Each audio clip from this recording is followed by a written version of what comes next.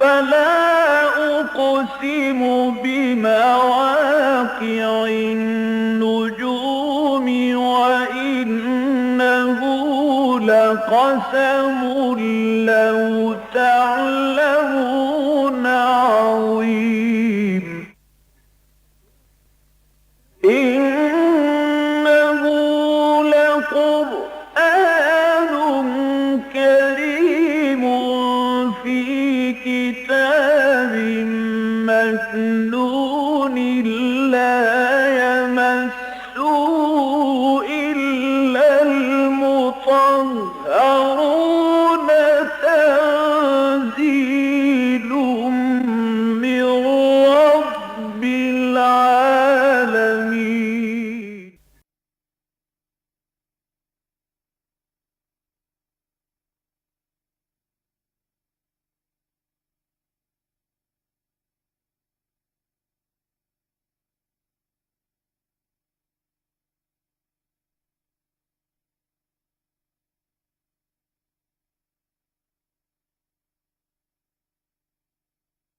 نحمده ونصلي على رسوله الكريم اما بعد فاعوذ بالله من الشيطان الرجيم بسم الله الرحمن الرحيم ان الله اصطفى آدم ونوحا وآل ابراهيم وآل عمران على العالمين ذرية بعضها من بعض والله سميع عليم اذ قالت امرأة عمران رب انی نذرت لك ما في بطني محررا فتقبل مني انك انت السميع العليم فلما وضعتها قالت رب انی وضعتها انثى والله اعلم بما وضعت وليس الذكر كالانثى وانی سميتها مريم وانی اعيذها بك وذريتها من الشيطان الرجيم فتقبلها ربها بقبول حسن وانبتها نباتا حسنا وكفلها زكريا كلما دخل عليها زكريا المحراب وجد عندها رزقا قال يا مريم أنى لك هذا قالت هو من عند الله إن الله يرزق من يشاء بغير حساب صدق الله العظيم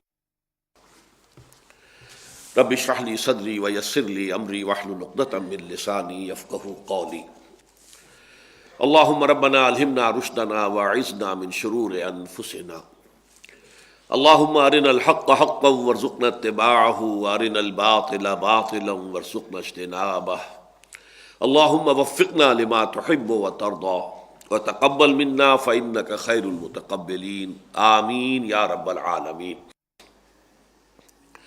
سورہ آل عمران کے بارے میں بھی جیسے کہ سورہ بقرہ میں ہم نے دیکھا تھا، یہ بات دوبارہ ذہن میں تازہ کر لیجئے کہ یہ دونوں صورتیں نصفین پر مشتمل ہیں، دو تقریباً آدھی آدھی دو صورتیں جو ہیں ان میں اس طریقے سے تقسیم ہوتی ہے کہ نصف اول اس میں خطاب اکثر و بیشتر خطاب کا رخ جو ہے سابقہ امت مسلمہ کی طرف، اور نصف ثانی اس میں خطاب موجودہ امت مسلمہ یعنی امت محمد صلی اللہ علیہ وسلم سے۔ اب جو سابقہ امت ہے وہ دو حصوں میں منقسم ہو چکی تھی، یہود اور نصارہ، اگرچہ ایک اعتبار سے وہ ایک ہی امت ہے، ایک ہی کتاب کے ماننے والے، ایک ہی شریعت ان کے لیے تھی، لیکن بہرحال دو حصوں میں منقسم تھے، یہودی اور نصرانی۔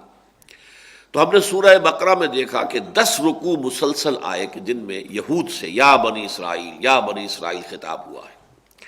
یہاں اب آپ دیکھیں گے کہ یہ جو اس کا نصف اول ہے اس سورہ آل عمران کا، جیسے سورہ بقرہ میں وہ 3 حصوں میں مشتمل تھا، پہلے 4 رکوع تمہیدی، آخری 4 رکوع 18 میں سے وہ تحویلی، درمیان میں 10 رکوع ہے جن میں خطاب براہ راست بنی اسرائیل سے ہے۔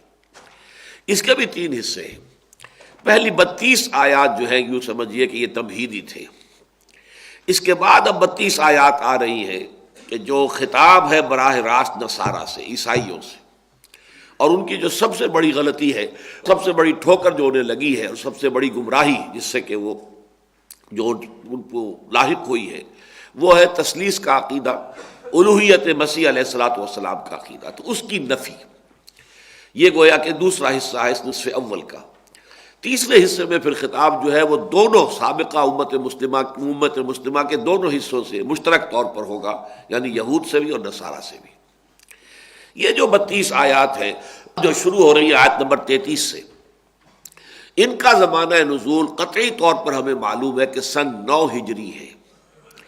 جیسے سورہ بقرہ میں بھی ہم نے دیکھا کہ جو حرمت سود کی آیات ہیں وہ سن 9 ہجری میں نازل ہوئی ہے۔ اکثر و بیشتر حصہ جو ہے وہ سورہ بقرہ کا ہجرت کے فوراً بعد سے لے کر اور غزوہ بدر کے آغاز تک، یعنی یہ زمانہ ہے کہ جس میں یہ صورت نازل ہوئی، لیکن استثناءات ہیں۔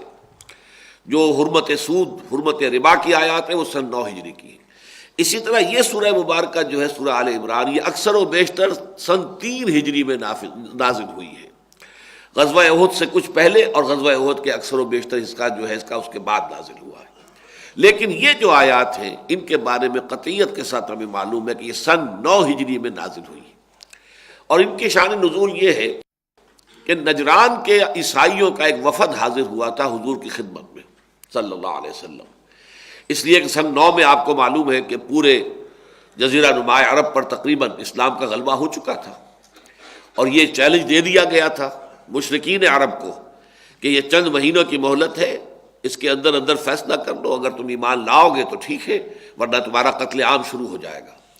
تو یہ جو آخری سٹیج تھی کہ جس تک کہ دعوت اور تحریک نبوی صلی اللہ علیہ وسلم پہنچ چکی تھی، اسی کے نتیجے میں پھر یہ نجران کے عیسائیوں کا وفد بھی پھر حاضر ہوا ہے۔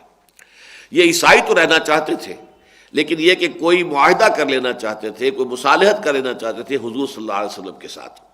اس کے لیے انہوں نے ایک بہت زبردست وفد تشکیل دیا، اور ان کے تینوں بڑے بڑے سردار جو ہیں اس وفد میں موجود تھے۔ پہلے تو یہ جان لیجئے کہ یہ نجران علاقہ کون سا ہے۔ یوں سمجھیے کہ حجاز جو ہے، جیسا کہ میں نے کئی دفعہ آپ کو بتایا کہ جزیرہ نما عرب کے 3 حصے بنتے ہیں۔ ایک ہے کہ جو مغربی ساحل کے ساتھ ساتھ میدانی علاقہ، یہ تہامہ کہلاتا ہے، شمالاً جنوباً تہامہ۔ جدہ جو ہے یہ تہامہ کا شہر ہے، ینبوع ہے، یہ تمام جو ہے بندرگاہیں ہیں یہ تہامہ میں ہے۔ پھر ایک پہاڑی سلسلہ ہے، وہ بھی شمالاً جنوباً چلا گیا ہے، یہ حجاز کہلاتا ہے۔ حجاز کے معنی ہے آڑ، اوٹ۔ ظاہر بات ہے کہ پہاڑی سلسلہ ہے تو وہ مغربی حصے اور مشرقی حصے کے مابین ایک آڑ اور اوٹ کی شکل میں، ایک فصیل کی شکل میں، یہ حجاز ہے۔ حجاز کے مشرق میں پھر نجد ہے، یہ سطح مرتفع ہے، اس میں اس طرح کے پہاڑ نہیں ہے چٹیل، لیکن ذرا اونچی ریزڈ جو ہے وہ اس کا لیول جو ہے سطح سمندر سے خاصا اونچا ہے۔ تو یہ حجاز جو ہے اس کے تقریباً شمال میں تو یہودی آباد تھے۔ خیبر ان کا بہت بڑا گڑھ تھا، بڑی اس میں کئی قلعے تھے اور بڑا مضبوط ان کا مقام تھا۔ وہ حضور صلی اللہ علیہ وسلم نے سن 7 ہجری میں اس کو فتح کر لیا، لہذا وہ رجسٹر تو ختم ہو گئی۔ لیکن اس حجاز کے جنوب میں یہ عیسائیوں کا گڑھ تھا، گویا کہ حجاز کے جنوب میں، اور یمن جو اس کے بالکل جنوب میں چلا جاتا ہے جزیرہ نما عرب کے، تو یمن کے اور حجاز کے درمیان ایک علاقہ ہے، اس کو نجران کہتے تھے، اور یہاں پر عیسائی آباد تھے۔ تقریباً 73 ان کی بستیاں تھیں، مختلف چھوٹے چھوٹے شہر کہہ لیں، چھوٹی چھوٹی بستیاں، قریے کہہ لیں، 73، اور ان میں 1.5-2 لاکھ کے قریب افراد ایسے تھے کہ جو جنگ کے قابل تھے، یعنی باقی آبادی کل کتنی ہوگی، وہ آپ 6-7 لاکھ تو کم سے کم آبادی ہوگی، جن میں سے کہ 1.5 لاکھ افراد ایسے نکل آئے کہ جو جنگ کی صلاحیت رکھتے ہوں۔ اور یہ لوگ جو ہے عیسائی تھے اور سلطنت روما کے تابع تھے، اس لیے کہ کچھ ہی عرصے پہلے اس یمن میں ایک مرتبہ حکومت یہودیوں کے قائم ہو گئی تھی، ذو نواس یہودی جو ہے، اس نے پھر نجران کے عیسائیوں کا قتل عام کیا تھا، اور آگ کے بڑے بڑے جو ہے الاؤ جلا کر، اور ان میں بہت سے عیسائیوں کو جو کہ موحدین تھے اس وقت تک، ابھی ان کے ہاں وہ جو گراوٹ تھی عقائد کی وہ نہیں آئی تھی، تو ان کو انہوں نے جلایا تھا۔ یہ جو قرآن مجید میں سورۃ البروج ہے، والسماء ذات البروج والیوم الموعود وشاہد ومشہود قتل اصحاب الاخدود النار ذات الوقود اذ هم علیہا قعود، تو یہ در حقیقت واقعہ ہے جو کچھ ہی عرصے پہلے ہوا تھا کہ یمن کے یہودی بادشاہ نے نجران کے عیسائیوں پر یہ ظلم و ستم کے پہاڑ توڑے اور بہت بڑی تعداد میں انہیں زندہ جلایا۔ اس کی خبر جب سلطنت روما کو پہنچی ہے تو سلطنت روما نے پھر چونکہ اس کا باج گزار تھا یہ جو حبشہ کی حکومت تھی عیسائی، اس کو حکم دیا کہ تم یمن پر حملہ کرو اور سزا دو اس کو ذو نواس کو کہ جو اس نے عیسائیوں کے ساتھ معاملہ کیا ہے۔ لہذا انہوں نے حملہ کیا، اور اس کے بعد سے اب یمن جو ہے وہ عیسائیت کا گڑھ بن گیا۔ یمن جو ہے وہ وہاں پر جو ہے وہ ایک صوبہ بن گیا تھا حبشہ کی حکومت کا، تو عیسائیت کا گڑھ تھا، تو اس سے نجران میں ہے اس کے عیسائیوں کو بھی ایک سپورٹ حاصل ہو گئی اور انہیں خاصی ترقی ہوئی، مضبوط ہو گئے اپنی جگہ پر۔ یہی یمن کے عیسائی تھے جن میں پھر وہ ابرہہ ایک گورنر تھا جس نے کوشش کی تھی کہ خانہ کعبہ کو منہدم کر دے، اور بہت بڑی فوج لے کر آیا تھا اور اس کے ساتھ ہاتھی بھی تھے۔ تو اصحاب الفیل کا واقعہ جو ہے، الم تری کیف فعل ربک باصحاب الفیل الم یجعل کیدہ فی تضلیل وارسل علیہم طیرا ابابیل، وہ یہی یمن کے عیسائی جو تھا اس وقت کا گورنر ابرہہ، وہ تھا کہ جو فوج لے کر آیا تھا۔ بہرحال اب صورتحال یہ تھی کہ نجران کے عیسائیوں کا یہ وفد جو ہے خود چل کر آیا ہے حضور کے پاس۔ ان کے 3 بڑے بڑے سردار تھے۔ عجیب بات ہے کہ جیسے عیسائیت میں تثلیث آ چکی تھی اب، اسی طرح ان کی قیادت بھی ایک تثلیث کی شکل میں تھی۔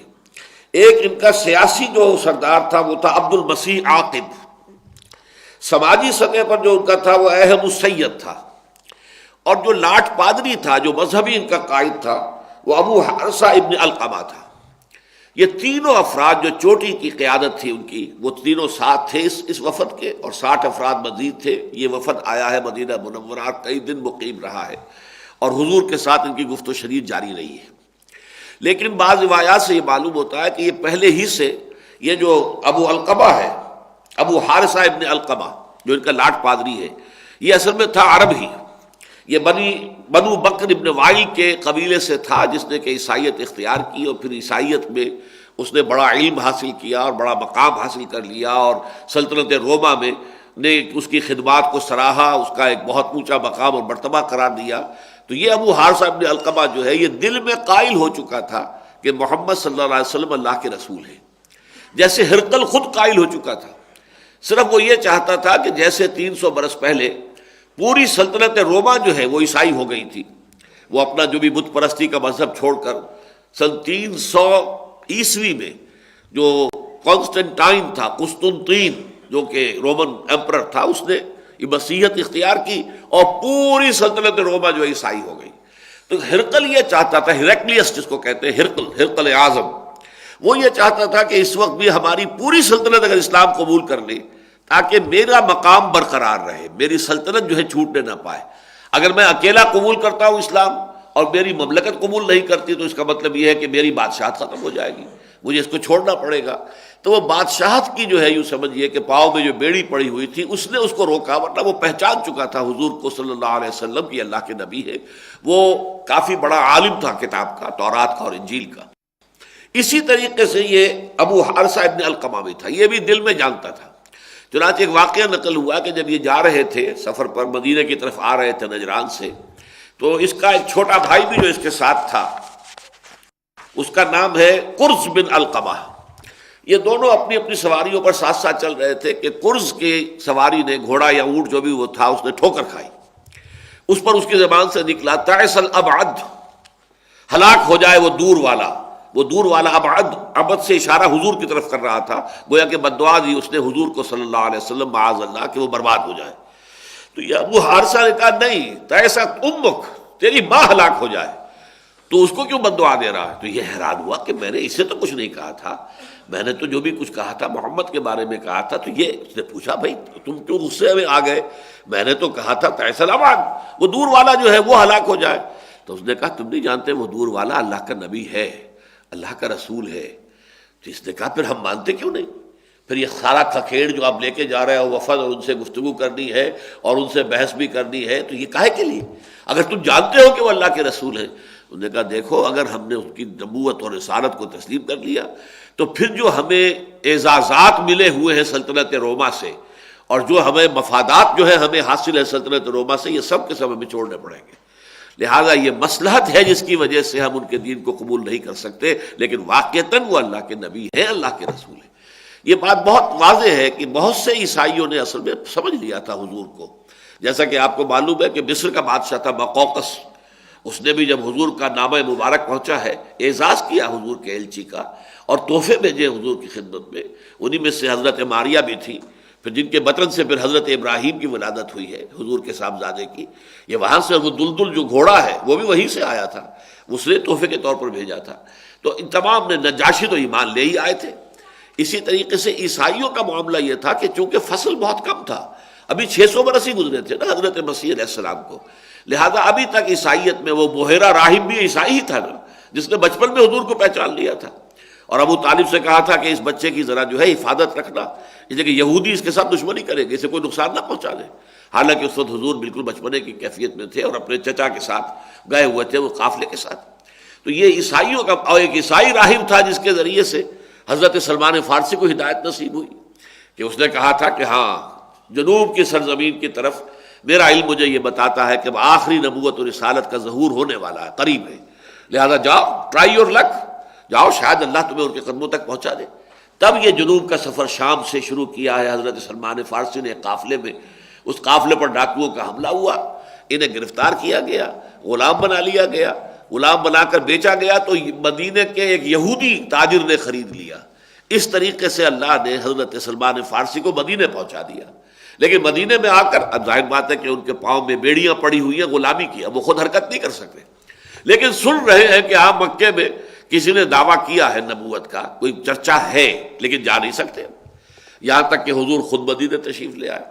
اور میں اس کے لیے، اس کی تعبیر کے لیے الفاظ استعمال کیا کرتا ہوں، اگرچہ ذرا اس میں احتیاط نہیں ہے، لیکن ایک چیز کی وضاحت کے لیے ہمیں بعض اوقات ایسے پہلو اختیار کرنے پڑتے ہیں کہ ان کی قسمت تو یہ ہے کہ جو پیاسا ہے وہ کنویں کی طرف چل کر جایا کرتا ہے، لیکن یہاں کنواں چل کر آ گیا پیاسے کے پاس، یعنی محمد الرسول اللہ صلی اللہ علیہ وسلم مدینے پہنچ گئے ہیں، سلمان فارسی نہیں جا سکتے تھے۔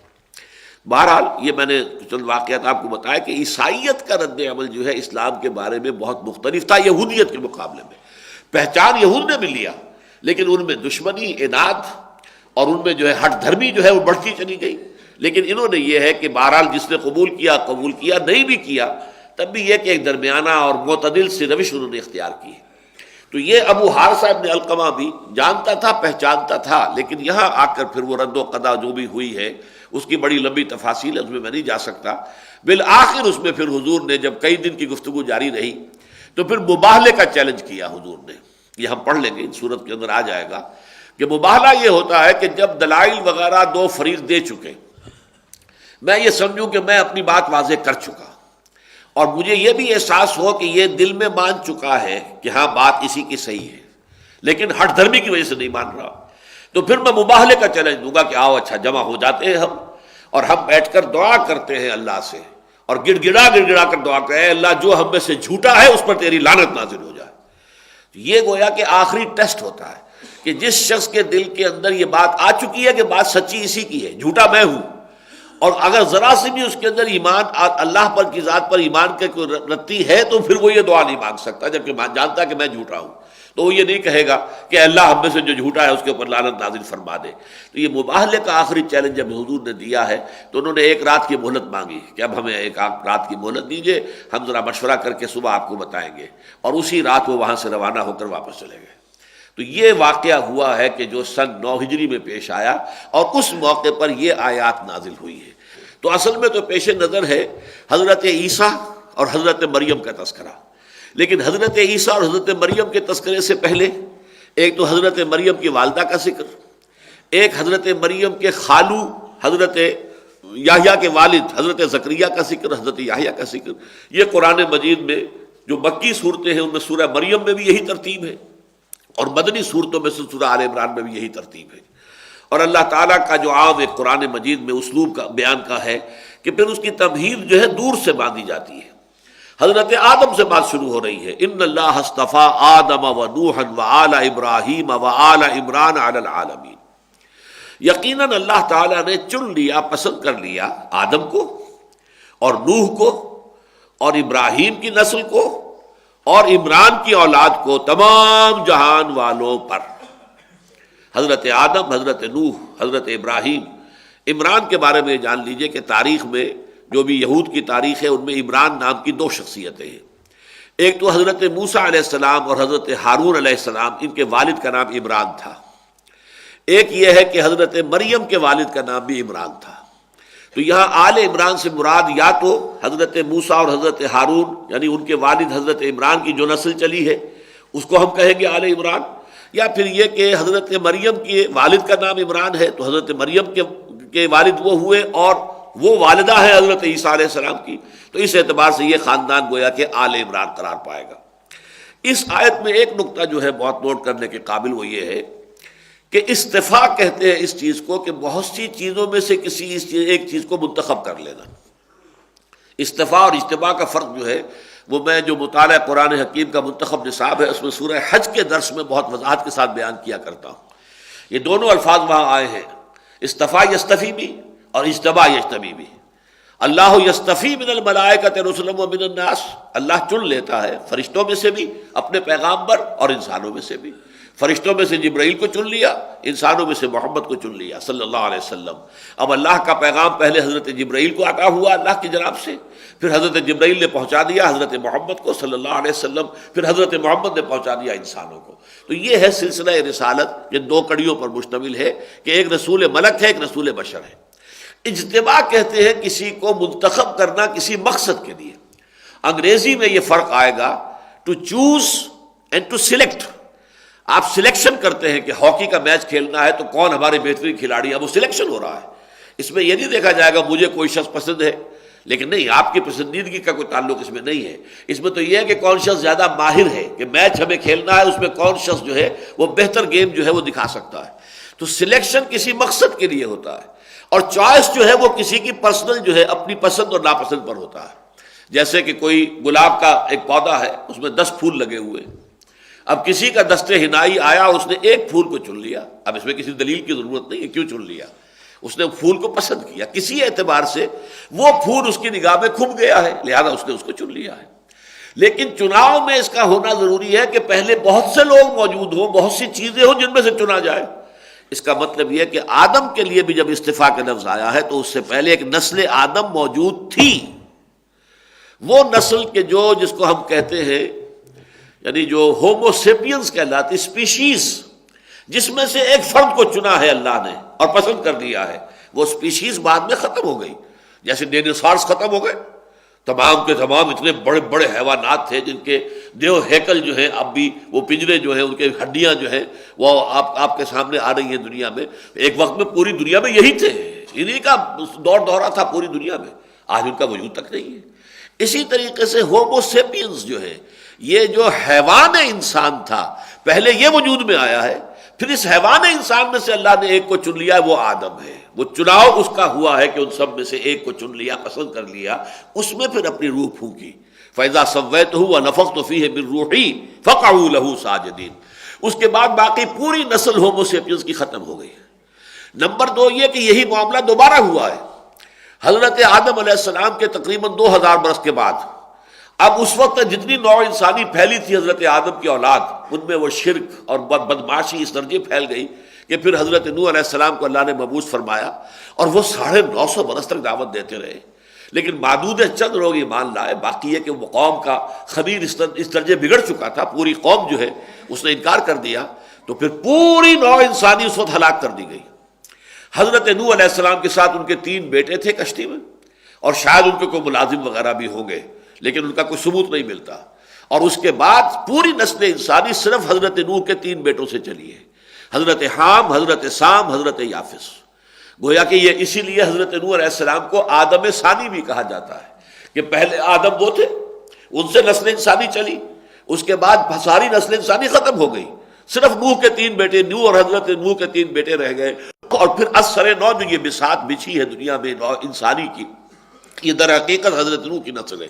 وَجَعَلْنَا ذُرِّيَّتَهُ هُمُ الْبَاقِينَ، یہ قرآن مجید میں آیا ہے کہ ہم نے صرف نوح کی اولاد ہی کو باقی رکھا، باقی اگر کچھ اور لوگ تھے بھی ان کے ساتھ کشتی میں اہل ایمان تو ان کی نسل نہیں چلی۔ یہ اللہ تعالیٰ کی اپنی حکمت ہے، اپنا ارادہ ہے، اپنی مشیت ہے، جیسے چاہے وہ کرے۔ ان اللہ اصطفیٰ آدم و نوحا و آل ابراہیم و آل عمران علی العالمین، یقیناً اللہ نے پسند کر لیا، چن لیا آدم کو بھی، نوح کو بھی، اور آل ابراہیم اور آل عمران کو، تمام جہان والوں پر۔ ذریۃ بعضھا من بعض، یہ ایک دوسرے ہی کی نسل سے ہے۔ آدم کی نسل سے نوح ہے، نوح کی نسل سے ابراہیم ہے، ابراہیم کی نسل سے عمران ہے۔ پہلا عمران یعنی حضرت موسیٰ اور ہارون کا باپ اگر تھا تو وہ بھی حضرت ابراہیم کی نسل سے تھا۔ دوسرا عمران جو ہے تو وہ بھی ظاہر بات ہے حضرت ابراہیم کی نسل سے ہے، اس لیے کہ وہ بنی اسرائیل میں سے تھے۔ لہذا یہ سب ایک نسل چلی آ رہی ہے، بعضھا من بعض۔ واللہ سمیع علیم، اللہ سب کچھ سننے والا اور جاننے والا ہے۔ اس قالت امرأۃ عمران، اب یہ جو عمران کی بیوی تھی، اب یہ عمران ظاہر بات ہے کہ حضرت مریم کے والد، ان کا ذکر ہو رہا ہے، اسی لیے بعض لوگوں نے اس کو ترجیح دی ہے کہ اعلیٰ عمران سے مراد جو ہے یہاں پر وہ عمران ہے، حضرت موسیٰ کے والد عمران نہیں ہے، اگرچہ آراء دونوں موجود ہے مفسرین کے ہاں اور دونوں کا امکان موجود ہے۔ اس قالت امرأۃ عمران، یاد کرو جب کہ کہا تھا عمران کی بیوی نے، حنہ ان کا نام تھا، حضرت حنہ، اور بہت نیک خاتون، خدا رسیدہ، بہت پارسا، بہت نیک، انہوں نے یہ ایک دعا کی، وہ حاملہ تھی، کہا رب انی نظرت لک ما فی بطنی محررا، پروردگار میں تیری خدمت میں پیش کرتی ہوں، نظر کرتی ہوں جو میرے پیٹ میں ہے، اس امید سے کہ اللہ تعالیٰ بیٹا عطا فرمائے گا۔ تو یہ ان کے ہاں ایک رواج تھا کہ جو ان کا جو ہیکل تھا، یہ حضرت سلیمان علیہ السلام نے جو عمارت تعمیر کی تھی، پھر ایک دفعہ گر کر دوبارہ تعمیر ہو چکی تھی حضرت مسیح اور حضرت مریم کے زمانے میں، تو یہ سیکنڈ ٹیمپل تھا، تو اس کی خدمت کے لیے کچھ لوگ اپنی اولاد کو وقف کر دیتے تھے، ان کا کام یہ تھا، نہ وہ شادی وادی کرتے تھے نہ کچھ اور، ان کا کام یہی تھا کہ وہ پوری زندگی جو ہے وہ معبد، ہیکل جو ہے اس کی خدمت کریں، اس کی صفائی ہے، اس کو ہر طریقے سے اس کی حفاظت ہے، اسی کے اندر لگے رہیں۔ تو انہوں نے بھی گویا کہ اللہ کی جناب میں اپنا یہ ہدیہ پیش کیا، رب انی نظرت لک ما فی بطنی محررا، محرر کا مطلب یہ آزاد کیا ہوا، یعنی اس پر کوئی اور ذمہ داری نہیں ہوگی۔ والدین یہ توقع رکھتے ہیں کہ اولاد جو ہے بڑھاپے میں ہمارا سہارا بنے گی، ہماری خدمت کرے گی، نہیں، میں اس کو آزاد کرتی ہوں کہ میں اپنا کوئی حق یا ہمارا کوئی اور والدین کا کوئی حق اس پر نہیں ہوگا، وہ ہمتاً ہمہ وقت وقف ہو جائے گا تیرے اس ہیکل اور تیری اس عبادت گاہ جو ہے اس کی خدمت کے لیے۔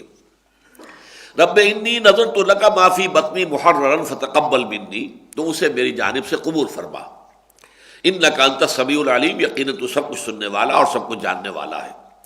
فلما وضعتها، پھر جب اس نے اس کو جنا، قالت رب انی وضعتها انثی، اب اس کے امیدوں پر یا ارمانوں پر اوس سی پڑ گئی حنہ کی، اس نے کہا پروردگار یہ تو میں تو ایک بیٹی جنی ہوں، بیٹی میرے ہاں ہو گئی، بیٹا نہیں ہوا ہے۔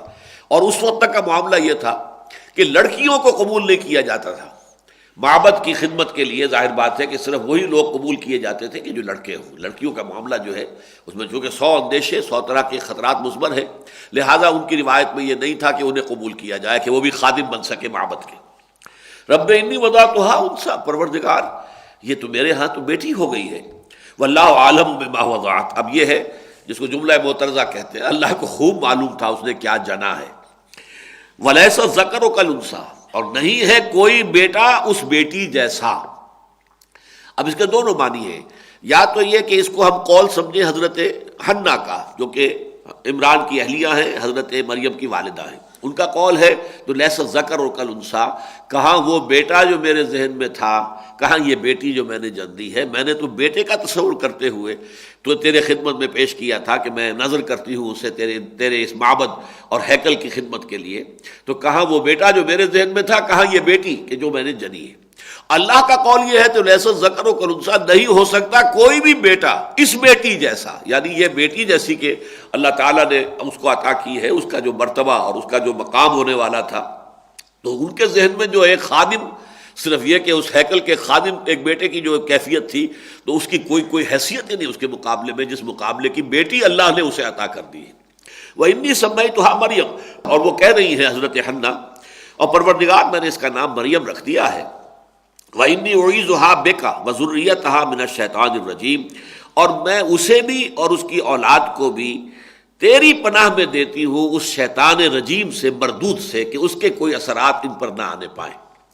ایک حدیث بھی موجود ہے حضرت ابو ہریرہ سے رضی اللہ تعالیٰ عنہ کہ نوع انسانی میں کوئی بچے ایسے نہیں ہیں کہ جن کے پیدائش کے بعد انہیں ایک دفعہ شیطان مس نہ کرے۔ ہر بچہ جو پیدا ہوتا ہے اگرچہ وہ فطرت اسلام لے کر آتا ہے، لیکن شیطان بھی اس کو مس کرتا ہے، کچھ نہ کچھ اس کے اثرات بھی اس وقت جو ہے آغاز ہی سے وہ شیطان بھی اپنی جنگ شروع کر دیتا ہے جو حق و باطل کی جنگ ہے بچے کی پیدائش ہی سے۔ لیکن دو استثناءات ہیں، ایک حضرت مریم اور ایک حضرت عیسیٰ مریم کے بیٹے، ان دونوں کو شیطان مس ہی نہیں کر سکا، جیسے کہ انہوں نے کہہ دیا تھا وَإِنِّي أُعِيذُهَا بِكَ وَذُرِّيَّتَهَا مِنَ الشَّيْطَانِ الرَّجِيمِ، پروردگار میں اپنی اس بیٹی کو بھی اور اس کی نسل جو بھی آگے چلے اس کو بھی میں تیری پناہ میں دیتی ہوں کہ وہ شیطان لعین کے حملوں سے محفوظ رہیں۔ فَتَقَبَّلَهَا رَبُّهَا بِقَبُولٍ حَسَنٍ، تو قبول فرما لیا اس کو، اس بچی کو، مریم کو اس کے رب نے بہت عمدہ قبول کرنے کی کیفیت میں۔ اللہ نے بڑی عمدگی کے ساتھ قبول کیا، بڑی خوبصورت، یعنی اللہ کی جو ہے یہ قبول کرنے کی کیفیت جو ہے بہت ہی حسن، بہت عمدگی کے ساتھ۔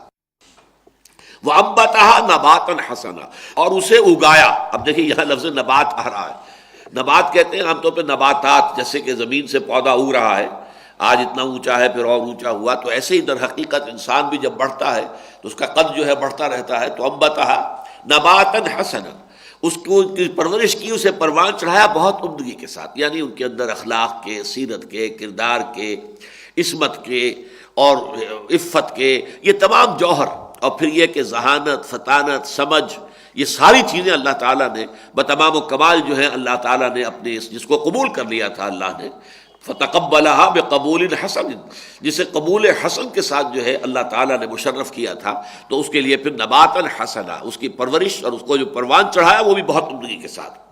وکفلها زکریا، اور اسے دے دیا زکریا کی کفالت میں۔ اگرچہ اس کے معاملے میں تو باقی تفصیل آتی ہے، کیونکہ اشارہ آگے چل کر قرآن میں بھی ہے، تفصیل تورات میں، انجیل میں ہے، کہ ان کے لیے جب یہ طے ہو گیا کہ ہاں ٹھیک ہے، یہ بچی جو ہے حنا کی بیٹی کو ہم قبول کرتے ہیں اس معبد اور ہیکل کے خادموں کی حیثیت سے۔ حالانکہ ہمارے ہاں رواج نہیں تھا، ہم کسی لڑکی کو نہیں قبول کرتے تھے، لیکن اس کو قبول کرتے ہیں۔ وہ حضرت حنا کا بھی چونکہ کوئی بہت ان کے ہاں ایک پایا ہوگا، مقام ہوگا کہ ان کی نیکی اور ان کی راست بازی کا اور ان کے زہد اور تقویٰ کا، کہ ان کے لیے استثناء کر رہے ہیں، ہم نے قبول کر لیا۔ اب سوال پیدا ہوا یہ بچی کس کی کفالت میں رہے؟ اب جتنے بھی بڑے بڑے کاہن وہاں موجود تھے، ہر ایک چاہتا تھا کہ میں اس کی کفالت کروں گا، یہ میرے زیر تربیت رہے گی۔ اس کے بعد انہوں نے باقاعدہ پھر جو ہے قرآن اندازی کی۔ قرآن اندازی میں پھر حضرت یہ زکریہ کا نام نکل آیا، اور حضرت زکریہ جو ہے ان کے سگے خالو بھی تھے، حنا کی بہن ان کے گھر میں تھی۔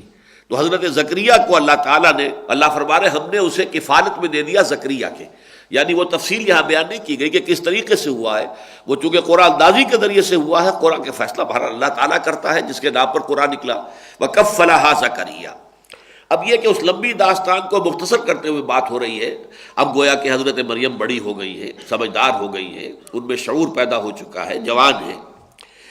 کلما دخل علیہا زکریا المحراب، حضرت زکریا نے ان کے لیے ایک علیحدہ محراب کہتے ہیں حجرے کو، جیسے کہ بعد آپ نے دیکھا مسجد یہ جو ہے بادشاہی مسجد، اس کے باہر جہاں لائبریری بنی ہوئی، یہ سب حجرے تھے کہ کوئی درویش آئیں یہاں پر رک جائیں، کوئی فقراء آئیں وہ یہاں پر قیام کر لیں، تو یہ سارے اس طرح کا حجرہ جو ہے وہ حضرت مریم کے لیے بھی ایک علیحدہ سے تعبیر کر دیا گیا ہیکل کے ساتھ۔ اور اس حجرے کے اندر جب بھی حضرت زکریا جاتے تھے، کلما دخل علیہ زکریا المحراب وجد عندہا رزقا، وہ دیکھتے تھے کہ مریم کے پاس تو بہت عمدہ کھانے موجود ہیں اور بے موسم کے پھل موجود ہیں۔ اس میں رزق کی دو کی گئی ہیں وضاحتیں، ایک تو ایک رزق سے مراد ہے علم، ذہانت، فطانت، حکمت، معرفت کے موتی، یہ ہے معنوی رزق، اس کو بھی اللہ تعالیٰ نے رزق ہی قرار دیا ہے۔ ایک یہ کہ واقعتاً جو مادی رزق ہوتا ہے، پھل ہے، اور پھل بھی وہ کہ جو موسم ہے ہی نہیں ان کا، وہ پھل موجود ہے وہاں پر، تو دونوں کا امکان موجود ہے، اس لیے کہ یہ ایک معجزے کی شکل میں بھی ہو سکتی ہے کہ اللہ تعالیٰ بہترین جو ہے پھل ان کو وہاں پر فراہم کرتے ہو، اور ایک یہ بھی ہے کہ ذہانت، فطانت، علم، معرفت، اس کی چیزیں جو دیکھتے ہوں تو اس سے ان کو حیرت ہوئی۔ کلما دخل علیہا زکریا المحراب وجد عندہا رزقا قال یا مریم انا لک ھذا، تو انہوں نے کہا بہت ہی تعجب انگیز انداز میں، اے مریم یہ چیزیں تمہیں کہاں سے ملتی ہیں؟ قالت هو من عند اللہ، حضرت مریم نے جواب دیا یہ سب اللہ کی طرف سے ہے، ان اللہ یرزق من یشاء بغیر حساب، یقیناً اللہ تعالیٰ دیتا ہے جس کو چاہتا ہے بغیر حساب، جتنی چاہے دولت دے دے، جتنی چاہے ذہانت اور فطانت دے دے، جتنی چاہے نیکی، طبیعت کی نیکی عطا فرما دے، اللہ کی دین ہے۔ ہنالک دعا زکریا ربہ، اب اس سے حضرت زکریہ علیہ السلام، یہ بھی نبی ہے، ان کے اندر جو ایک ہوک سی پیدا ہوئی، اس لیے کہ بہت بوڑھے ہو چکے تھے۔ سورہ مریم میں تو آغاز ہی یہاں سے ہوتا ہے کہ جب کہ حضرت زکریہ نے اپنے رب سے دعا کی تھی کہ پروردگار میں بوڑھا ہو گیا ہوں، میرا سر جو ہے سفید ہو چکا ہے، میری ہڈیاں کمزور ہو چکی ہیں، اور اللہ نے اس وقت انہیں کو اولاد نہیں دی تھی، اور مجھے اندیشہ ہے میرے بعد کوئی وارث نہیں ہوگا کہ جو اس دین کی امانت کو اس طریقے سے حفاظت اس کی کر سکے جیسے کہ کرنی چاہیے۔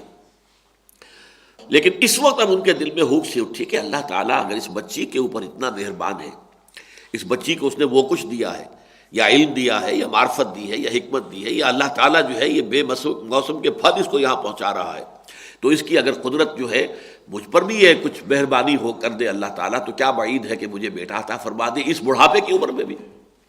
ہنالک دعا زکریا ربہ، اسی وقت، اس کو ہنالک کا ترجمہ انگریزی میں ہوگا دیر اینڈ دین، دفعتاً ایک دعا جو ہے وہ ان کے قلب کی گہرائیوں سے ابھر کر آئی، اپنے رب کو انہوں نے پکارا، قال رب ھب لی من لدنک ذریۃ طیبہ، پروردگار مجھے بھی خاص اپنے خزانہ فضل سے، خزانہ فیض سے بڑی اچھی نیک صالح اولاد عطا فرما دے، انک سمیع الدعاء، یقیناً تو تمام دعاؤں کا سننے والا ہے۔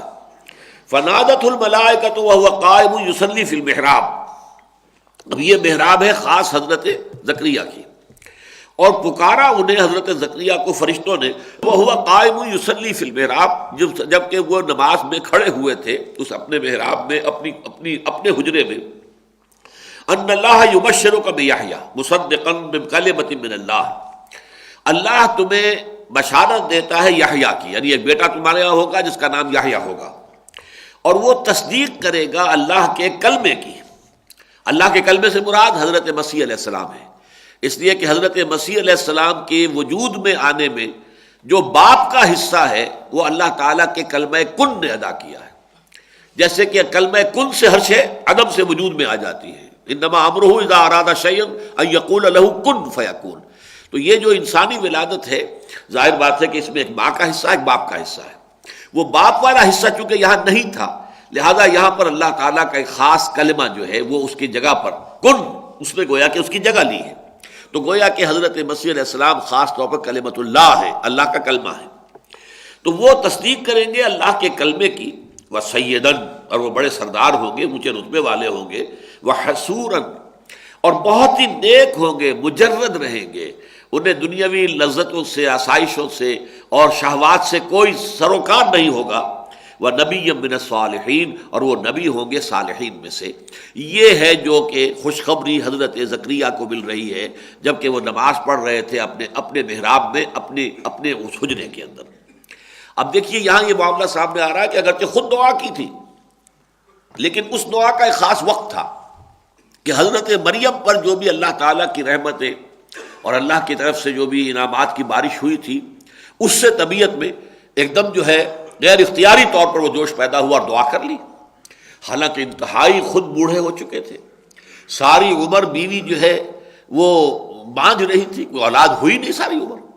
اب ان حالات کے اندر دعا کر لینا، دعا تو کر لی، لیکن اب جب کہ ان کو مل رہی ہے، خوشخبری مل رہی ہے، تو طبیعت کے اندر ایک اشکال پیدا ہو رہا ہے، یا یہ کہیے کہ اس پر یقین حاصل کرنے کے لیے اس کی توثیق چاہ رہے ہیں اللہ سے کہ واقعی یہ بات ہو جائے گی۔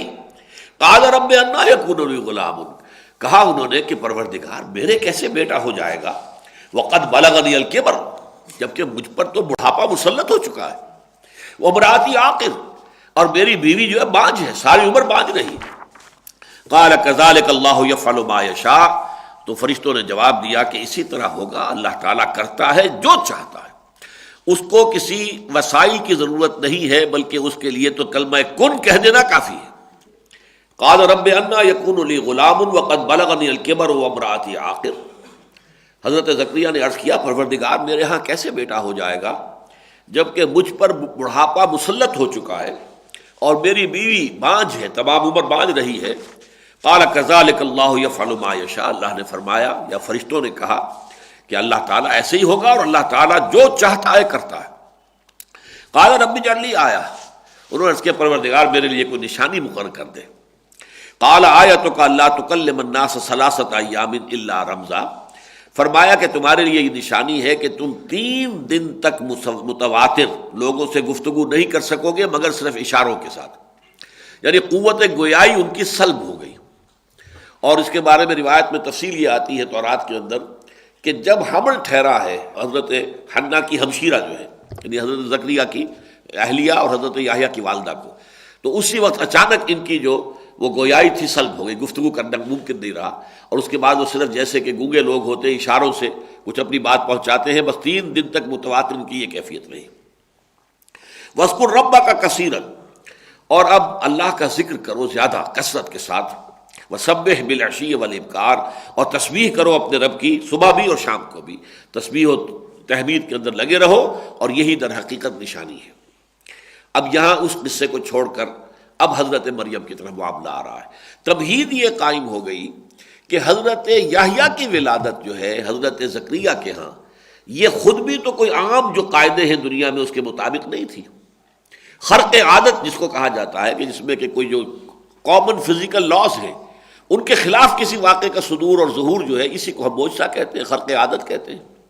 تو حضرت سارہ کے ہاں حضرت اسحاق کی ولادت بھی ایک معجزہ تھی 100 برس کی عمر میں، بلکہ جب حضرت سارہ کو اور حضرت ابراہیم کو آ کر فرشتوں نے خوشخبری دی ہے تو فسکت وجہ، انہوں نے تو اپنا ماتھا پیٹ لیا تھا، آلے دو وانا عجوز وہذا بعلی شیخا، کیا میں جنوں گی اب اس عمر میں جبکہ میں بوڑھی پھوس ہو چکی ہوں، اور یہ میرا شوہر جو ہے ابراہیم یہ بھی بہت بوڑھا ہو چکا ہے، کیسے اولاد ہو جائے گی؟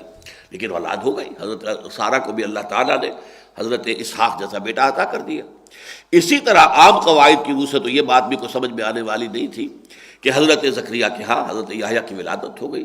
اس سے ذرا سا ایک قدم آگے بڑھ کر ہے جو تمہارے لیے تم نے اس کو الوہیت کی بنیاد بنا لیا ہے۔ یہ الوہیت نہیں ہے، یہ اللہ تعالیٰ کا اپنا اختیار ہے، وہ جو چاہتا ہے کرتا ہے۔ اب جو معاملہ رخ مڑ رہا ہے حضرت مریم کی طرف، وَإِذْ قَالَتِ الْمَلَائِكَةُ يَا مَرْيَمُ إِنَّ اللَّهَ اصْطَفَاكِ وَطَهَّرَكِ وَاصْطَفَاكِ عَلَىٰ نِسَاءِ الْعَالَمِينَ۔ اور یاد کرو جب کہ کہا فرشتوں نے مریم سے، اے مریم اللہ نے تمہیں پسند کر لیا ہے، چن لیا ہے، اور تمہیں بہت پاک کر لیا ہے، اور تمہیں تمام جہان کی عورتوں پر پسند کیا اور چن لیا ہے۔ یا مریم اقنتی لربک واسجدی، اے مریم اپنے رب کے لیے کھڑے ہو کر بھی عبادت کیا کرو اور سجدہ کر کے بھی عبادت کیا کرو، ورکعی، اور رکوع کیا کرو مع الراکعین، رکوع کرنے والوں کے ساتھ۔ ہو سکتا ہے کہ ہیکل ہی میں کوئی ایسا بندوبست بھی ہو کہ وہ حجاب کے اندر رہتے ہوئے وہ باجماعت بھی شریک ہوتی ہیں، واللہ عالم۔ ذالک من انباء الغیب نوحی الیک، اے نبی یہ غیب کی خبریں ہیں جو ہم آپ کی طرف وحی کر رہے ہیں۔ ما کنت لدیہم اذ یلقون اقلامہم، آپ تو ان کے پاس موجود نہیں تھے جبکہ وہ اپنے پھینک رہے تھے۔ یہ جو قرآن اندازی ہوتی تھی کہ ہاں کہ اپنے کوئی کس کا قلم جو ہے جا کے لگا ہے، واللہ کیا اس کی تفصیلی شکل تھی۔ ایہم یکفل مریم، جبکہ وہ یہ طے کرنا چاہتے تھے کہ کفیل کون ہوگا، کون سرپرستی کرے گا مریم کی، جبکہ حضرت مریم کو خدام ہیکل جو ہے اس میں قبول کر لیا گیا، تو پھر ان کی کفالت کا مسئلہ جو میں عرض کر چکا ہوں، تو ہر ایک یہ چاہتا تھا کہ میری کفالت میں رہے، لیکن اس کے لیے انہوں نے قرآن اندازی کی۔ تو یہاں کہا جا رہا ہے کہ نبی آپ تو اس وقت موجود نہیں تھے جبکہ وہ لوگ اپنے قلم پھینک رہے تھے، ایہم یکفل مریم، یہ طے کرنے کے لیے کہ ان میں سے کون کفالت کرے گا مریم کی۔ وما کنت لدیہم اذ یختصمون، اور نہیں تھے آپ اس وقت ان کے ساتھ موجود جبکہ وہ جھگڑ رہے تھے، ہر ایک یہ کہہ رہا تھا کہ میرا حق زیادہ ہے، میں اپنے پاس رکھوں گا۔ اذ قالت الملائکۃ، اب آگے چلیے، اور جب کہ کہا فرشتوں نے، یا مریم، اے مریم ان اللہ یبشرک بکلمۃ منہ، یبشرک بکلمۃ منہ، اللہ بشارت دے رہا ہے تمہیں اپنے ایک کلمے کی، اس کلمے کا مراد ہے بیٹے کی، اسمہ، اس کا نام ہوگا المسیح عیسی ابن مریم، مسیح عیسیٰ ابن مریم، وجیہا فی الدنیا، وہ دنیا میں بھی بہت باعزت ہوگا، والآخرہ، اور آخرت میں بھی، ومن المقربین، اور وہ اللہ کے بہت ہی مقرب بندوں میں سے ہوگا، وَيُكَلِّمُ النَّاسُ فِي الْمَهْدِ وَكَهْلًا، اور وہ لوگوں سے گفتگو کرے گا ماں کی گود میں بھی اور پوری عمر کو پہنچ کر بھی، وَمِنَ الصَّالِحِينَ، اور وہ نیک بندوں میں سے ہوگا۔ اب یہ ہے کہ جو حضرت مسیح کی جو خوشخبری حضرت مریم کو دی گئی ہے، اب اس میں نوٹ کیجئے، پہلی بات وہی کلمہ جس کے لیے آیا تھا کہ حضرت یحییٰ کے بیٹے، جو حضرت یحییٰ جو ہے زکریا کے بیٹے، وہ تصدیق کریں گے اب اللہ کے کلمے کی۔ وہ کلمہ کون ہے؟ حضرت مسیح ہے، جن کی نبوت کی تصدیق پھر حضرت یحییٰ نے کی ہے۔ کلمۃ منہ، ان کا نام ہوگا مسیح عیسیٰ ابن مریم، وجیہا فی الدنیا والآخرہ، دنیا اور آخرت دونوں میں صاحب عزت ہوں گے، ومن المقربین، اور اللہ کے بہت مقرب لوگوں میں سے ہوں گے، ویکلم الناس فی المہد وکہلا، وہ ماں کی گود میں ہوتے ہوئے بھی لوگوں سے بات کریں گے۔ یہ سورہ مریم میں ہم تفصیل سے، کیونکہ وہ مکی صورت ہے، اس میں تفصیل سے آ چکا ہے، انی عبد اللہ آتانی الکتاب وجعلنی نبیا، اس لیے کہ جب حضرت مریم لے کر آئی تھی حضرت مسیح کو، جب بستی میں واپس آئی اور لوگوں نے انگلیاں اٹھائی اور کہا یا مریم یہ تم نے کیا کیا، لقد جئت شیئا امرا، تم نے تو بہت برا کام کیا ہے. تو اس وقت جو ہے پھر انہوں نے کہا تھا فاشارت الیہ، اچھا خود اسی سے پوچھ لو یہ کون ہے. قالوا کیف نکلم من کان فی المہد صبیا، انہوں نے کہا ہم کیسے پوچھ لیں اس سے، کیسے بات کریں اس سے جو بچہ ہے ابھی گود کے اندر ہے، یہ پالنے میں پگھوڑے کے اندر ہے، اس سے کیسے بات کریں. اس وقت اللہ تعالیٰ نے معجزانہ طور پر حضرت مسیح کو قوت گویائی عطا کی اور ان کا قال انی عبد اللہ آتانی الکتاب وجعلنی نبیا وجعلنی مبارکا اینما کنت واوصانی بالصلاۃ والزکاۃ ما دمت حیا وبرا بوالدتی ولم یجعلنی جبارا شقیا والسلام علی یوم ولدت ویوم اموت ویوم ابعث حیا.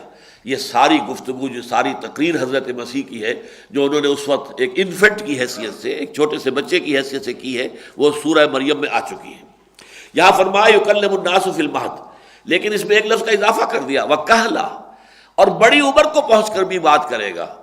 حالانکہ یہاں سوال پیدا ہوتا ہے کہ بڑی عمر تو سبھی بات کرتے ہیں، تو یہاں خاص کیا بات ہے؟ یہ در حقیقت اشارہ ہے اس پر کہ وہ کہولت کی عمر بھی عیسیٰ پر آئے گی. حالانکہ عیسیٰ جب کہ اٹھا لیے گئے، یا جو عیسائیوں کا اور یہودیوں کا جو عقیدہ ہے کہ وہ صلیب دے دیے گئے، تو اس وقت ان کی عمر صرف 33 برس تھی، وہ کہولت میں نہیں آئے تھے. 40 برس کی عمر تک بھی عربی زبان کے اعتبار سے وہ شاب ہوتا ہے، جوان. کہولت آتی ہے 50 کے بعد. تو گویا کہ حضرت مسیح علیہ السلام پر کہولت بھی آئے گی جو اب تک نہیں آئی ہے. اس میں گویا کہ اشارہ ہے حضرت مسیح کی آمد ثانی کا کہ دوبارہ وہ آئیں گے اور اس پختہ عمر کو بھی پہنچیں گے کہ جس عمر میں عام لوگ بھی گفتگو کرتے ہیں، تو حضرت مسیح علیہ السلام بھی اس عمر میں بھی گفتگو کریں گے جیسے کہ انہوں نے بالکل بچپن میں کی تھی جبکہ وہ ماں کی گود میں تھے یا پنگوڑے اور پالنے میں تھے. قالت رب انا یکون لی ولد، وہی بات انہوں نے کہی. کہا حضرت مریم نے کہ پروردگار میرے ہاں کیسے بیٹا ہو جائے گا، ولم یمسسنی بشر، مجھے تو کسی مرد نے، کسی انسان نے چھوا تک نہیں ہے. اور سورہ مریم میں آتا وَلَمْ أَكُ بَغِيًّا، میں کوئی بدکار عورت نہیں ہوں، میرے ہاں جو ہے میری شادی نہیں ہوئی ہے، میرے شوہر نے مجھے چھوا تک نہیں ہے، میری اولاد کیسے ہو جائے گی. قَالَ كَذَلِكَ اللَّهُ يَخْلُقُ مَا يَشَاءُ، وہی جواب انہیں دیا گیا، بالکل اسی طرح ہوگا. اور اللہ تعالیٰ پیدا کرتا ہے جو چاہتا ہے. اللہ جو ہے وسائل کا محتاج نہیں ہے، ذرائع کا محتاج نہیں ہے. وسائل اور ذرائع اس کے محتاج ہیں، اللہ کسی کا محتاج نہیں ہے. وہ تمام قوانین جو ہے اس نے بنائے ہیں، وہ جب چاہے قوانین کو توڑ دے. خرق عادت اپنے خصوصی اختیار کا اظہار جب چاہے جس شکل میں چاہے کر دے. اذا قضى امرا فانما يقول له كن فيكون، وہ تو جب کوئی چیز کا فیصلہ کر لیتا ہے تو بس وہ کہتا ہے کن فیکون اور وہ ہو جاتی ہے. یہی کلمہ کن ہے جس نے کہ حضرت مسیح علیہ السلام کی ولادت کے ضمن میں جو باپ کا حصہ ہے وہ ادا کیا ہے. وَيُعَلِّمُهُ الْكِتَابَ وَالْحِكْمَةَ وَالتَّوْرَاةَ وَالْإِنْجِيلَ، اور اللہ سکھائے گا اس کو، یعنی حضرت عیسیٰ کو. ابھی یہ ساری وہی پیشن گوئی چل رہی ہے حضرت مریم ہی سے بات کرتے ہوئے.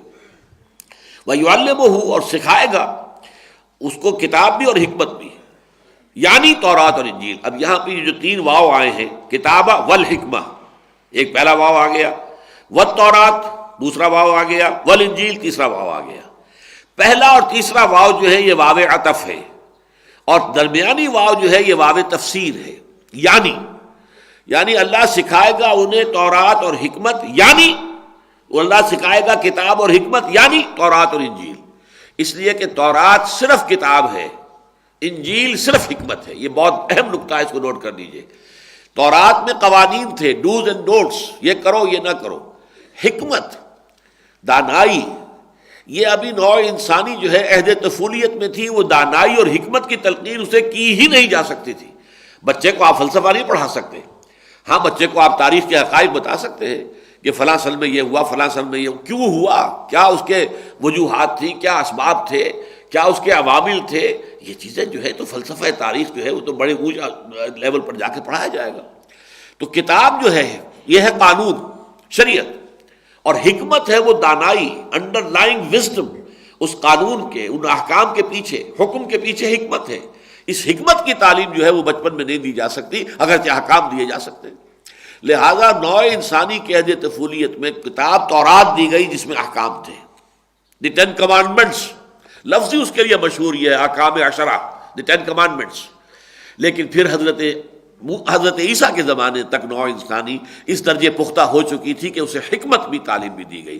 تو کہ یعلمہ الکتاب والحکمہ، اللہ اسے سکھائے گا کتاب یعنی قانون بھی اور حکمت دانائی بھی، یعنی والتورات والانجیل، یعنی تورات بھی اور انجیل بھی۔ تورات تو پہلے سے موجود ہوگی، اللہ تعالیٰ اس کی تعلیم اسے دے دے گا، اور انجیل اسے عطا فرمائے گا۔ وَرَسُولًا إِلَىٰ بَنِي اسرائیل۔ اب یہاں یہ نوٹ کرنے کے قابل ہے بات، وہ ہوگا ایک رسول بنی اسرائیل کی طرف۔ جب یہ دو کنٹمپریریز ہمارے سامنے آتے ہیں، حضرت یحییٰ، لیکن ان کے لیے آخری لفظ جو آیا ہے وہ نبیم من الصالحین، وہ صالحین میں سے نبی ہوں گے، ٹھیک۔ حضرت عیسیٰ کے بارے میں آ رہا رسولاً الی بنی اسرائیل، وہ رسول ہوں گے بنی اسرائیل کی طرف۔ یہ فرق ہے ان دونوں شخصیتوں کے مابین۔ حضرت یحییٰ نبی ہیں، رسول نہیں ہیں۔ حضرت عیسیٰ رسول ہیں، لہذا حضرت یحییٰ قتل کر دیے گئے۔ ایک ڈانسنگ گرل جو ہے، اس کی فرمائش کے اوپر بادشاہ نے حکم دے دیا اور حضرت یحییٰ کا سر قلم کر کے اور طباق میں رکھ کر پیش کر دیا گیا، ہو گیا۔ حضرت عیسیٰ کو قتل نہیں کر سکتے تھے، وما قتلوہ یقینا، اس لیے کہ وہ تو اللہ کے رسول تھے، لہذا اللہ نے انہیں زندہ اٹھا لیا۔ ان کے اوپر کوئی بھی مرحلہ جو ہے وما قتلوہ وما صلبوہ ولکن شبہ لہ، یہ فرق نوٹ کر لیجئے کہ نبی جو ہے وہ قتل ہو سکتا ہے، رسول ہرگز قتل نہیں ہو سکتا، چاہے اس کی اپنی کتنی ہی خواہش ہو۔ حضور کی اتنی شدید خواہش تھی کہ میں اللہ کی راہ میں قتل ہو جاؤں، لَوَدِدتُّ أَنْ أُقْتَلَ فِي سَبِيلِ اللَّهِ ثُمَّ أُحْيَا ثُمَّ أُقْتَلَ ثُمَّ أُحْيَا ثُمَّ أُقْتَلَ۔ اب آپ اندازہ کیجئے کتنی شدید خواہش ہے۔ میری بڑی خواہش ہے کہ میں اللہ کی راہ میں قتل ہو جاؤں، پھر مجھے زندہ کیا جائے، پھر میں قتل ہو جاؤں، پھر مجھے زندہ کیا جائے، لیکن یہ خواہش پوری نہیں ہو سکتی۔ کیوں؟ کہ اللہ کا قانون جو ہے اس کے خلاف ہے۔ یہ رسول وہ مغلوب نہیں ہو سکتا، مقتول کیسے ہوگا؟ ہاں نبی قتل ہو سکتا ہے۔ تو بڑا بنیادی فرق ہے اس میں، اگرچہ اس میں پھر مسائل جو ہیں ہم نے اگرچہ بڑی تفصیل سے ان چیزوں میں بحث کی ہوئی ہے، بہت سے حضرات کے لیے نئی باتیں ہوں گی۔ یہ نبی اور رسول میں فرق کیا ہے؟ دیکھیے، پہلی بات یہ ہے نبی عام ہے، رسول خاص ہے، یعنی ہر نبی رسول نہیں ہو سکتا، لیکن ہر رسول لازماً نبی ہے۔ نبی نہیں ہوگا تو رسول نہیں ہو سکتا، لیکن ہر نبی رسول نہیں ہے۔ ایک بات تو یہ سمجھ لیجئے جو متفق علیہ ہے تمام علماء کے درمیان، کہ نبی عام ہے، رسول خاص ہے۔ ہر رسول لازماً نبی ہے، ہر نبی لازماً رسول نہیں ہے۔ اب اس کی جو میں نے واضح کی ہے بات ایک تمثیل کے ذریعے سے، جو کہ ہمارے معاشرے میں ہی اگر ہم مثالیں لیں تو سمجھ میں آتا ہے، کہ ایک ہمارے یہاں کارڈر ہے، سی ایس پی ہے، سی ایس پی کا امتحان پاس کر لیا ہے، اب ان کی ٹریننگ ہو گئی ہے۔ اب یہ سی ایس پی جو ہے کسی وقت ڈپٹی کمشنر لگا ہوا ہے ساہیوال کا، یہ اس کی اپوائنٹمنٹ ہے۔ کارڈر اس کا کیا سی ایس پی، ایک سی ایس پی ہے، ایک پی سی ایس ہے، ایک فلاں ہے، ایک فلاں ہے، یہ تو لیولز ہے نا مختلف۔ سی ایس پی جو آفیسر ہے وہ کبھی ہو سکتا ہے ڈپٹی کمشنر ساہیوال، کبھی وہ ہو سکتا ہے کہ منسٹری کے اندر سیکرٹری لگا ہوا ہو، تو اس کا کارڈر تو رہے گا وہی سی ایس پی کارڈر ہے، لیکن اس کا اپوائنٹمنٹ جو ہے وہ ایز ڈی سی یا ایز سیکرٹری ہے۔ اسی طرح نبوت ایک کارڈر ہے، اس میں سے منتخب کر کے پھر جس کو اپوائنٹمنٹ دے دی جائے، جاؤ وہاں اذهب الى فرعون انه طغى، جاؤ فرعون کی طرف، وہ بڑا سرکش ہو گیا ہے، یہ اپوائنٹمنٹ ہو گئی۔ جاؤ فلاں قوم کی طرف، انہیں خبردار کرو، اب یہ اپوائنٹمنٹ ہو گئی۔ جب اپوائنٹڈ ہو جاتا ہے کوئی نبی کسی خاص قوم یا کسی خاص علاقے یا کسی خاص شہر کی طرف، اب وہ رسول ہے، وہ اللہ کا نمائندہ ہے۔ اللہ کا نمائندہ جو بن کر جب وہ آیا ہے قوم کے پاس، اگر قوم اس کے خلاف کوئی اقدام کرے گی تو گویا وہ اللہ کو چیلنج کر رہی ہے۔ لہذا اللہ تعالیٰ جو ہے کتب اللہ لاغلبن انا ورسولی، اللہ نے طے کیا ہوا ہے کہ میں اور میرے رسول غالب آ کر رہیں گے۔ یہ ہو ہی نہیں سکتا کہ اللہ کے رسولوں کے اوپر کوئی غالب آ سکے۔ حضرت نوح علیہ السلام نے اسی لیے یہ دعا کی تھی، فریاد کی تھی، انی مغلوب فانتصر، پروردگار میں تو مغلوب ہوا جا رہا ہوں، میری قوم جو ہے یہ کافر جو ہے مجھ پر غالب آتے چلے جا رہے ہیں، میری مدد کر۔ تو مدد آئی اور پوری قوم کو ہلاک کر دیا گیا اور رسولوں کو بچا لیا گیا۔ یہی معاملہ حضرت ہود کا ہوا، حضرت صالح کا ہوا، حضرت شعیب کا ہوا، حضرت لوط کا ہوا، سب کا معاملہ رسول بچا لیے جاتے ہیں۔ تو یہ جو ہے اس میں ان تھوڑے سے الفاظ کے ذریعے سے بھی جو بہت بڑی بڑی حقیقتیں مثمر ہوتی ہیں، یہ در حقیقت ان پر کھلتی ہیں کہ جن کے ذہن میں سوال پیدا ہو جائے۔ سوال پیدا ہو گیا بھائی نبی اور رسول میں کوئی فرق ہے؟ جیسے ایک بڑی موٹی بات ہے، مسلم اور مومن میں کوئی فرق ہے؟ جہاد اور قتال میں کوئی فرق ہے؟ اب لوگ اکثر و بیشتر ان اصطلاحات کو مترادفات کے طور پر استعمال کرتے ہیں۔ مومن مسلم، مسلم مومن ایک ہی بات ہے، جہاد قتال، قتال جہاد ایک ہی بات ہے، نبی رسول، رسول نبی ایک ہی بات ہے، قطعاً نہیں ہے۔ جب دو اصطلاحات جدا ہیں، حالانکہ وہ مسلم یہ کسی زبان کے کوئی سے دو لفظ بھی بالکل ہم معنی نہیں ہوتے، کوئی نہ کوئی باریک فرق ہوتا. جیسا کہ میں نے آپ کو بتایا استفاء اور اجتباء فرق ہے بہت بڑا. استفاء میں چوائس ہے، کسی کی پسند اور ناپسند کا معاملہ ہے، اور اجتباء میں کسی کا سلیکشن ہے کسی مقصد کے لیے، وہ طے کیا جائے گا اس مقصد کے لیے کون موضوع ہے. تو زمین و آسمان کا فرق ہو گیا. اسی طرح نبی اور رسول کا معاملہ ہے. باقی تفصیلات میں زیادہ جانے کا یہ موقع نہیں ہے. نوٹ کر لیجئے کہ حضرت یحییٰ کے لیے جتنے الفاظ آئے ان میں ٹاپ موسٹ رسول نبی من الصالحین، اور حضرت عیسیٰ کے لیے رسولا الی بنی اسرائیل. اب یہاں پہ حضرت مسیح علیہ السلام کی ولادت کا واقعہ، پھر ان کے جوان کیسے ہوئے، پھر کس کن مراحل سے وہ گزرے ہیں، ان سب کو چھوڑ کر اب حضرت مسیح کی دعوت شروع ہوئی ہے.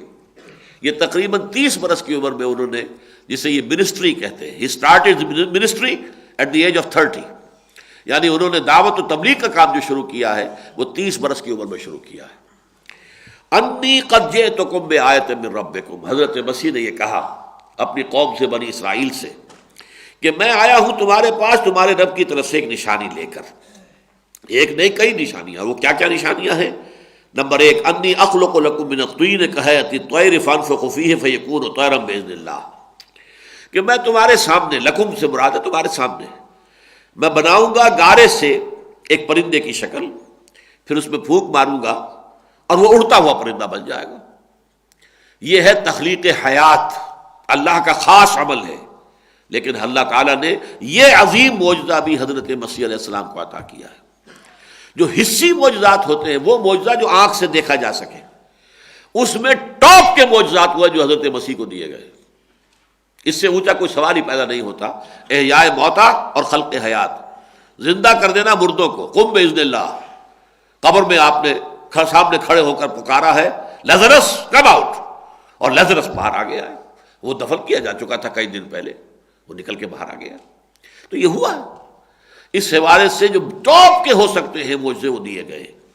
انی اخلق لکم من الطین کہیۃ الطیر فانفخ فیہ فیکون طیرا باذن اللہ وابرئ الاکمہ والابرہہ، اور میں درست کر دیتا ہوں مادرزاد اندھے کو بھی کوڑھی کو بھی. ہاتھ پھیرتے تھے اور وہ مادرزاد اندھا، کبھی اس نے دیکھا ہی نہیں، کوئی روشنی کی کوئی ایک کرن کبھی نہیں دیکھی.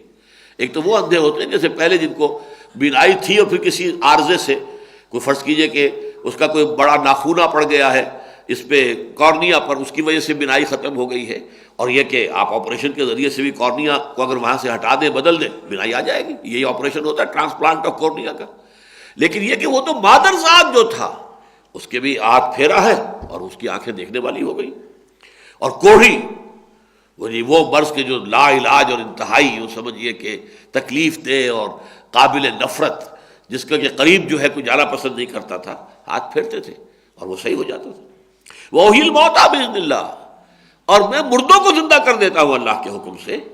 وَأُنَبِّئُكُم بِمَا تَأْكُلُونَ وَمَا تَدَّخِرُونَ فِي بُيُوتِكُمْ، اور میں تو تمہیں بتا دیتا ہوں کیا تم کھا کر آئے ہو اور کیا تم اپنے گھر میں چھوڑ کر آئے ہو، بچا کر آئے ہو.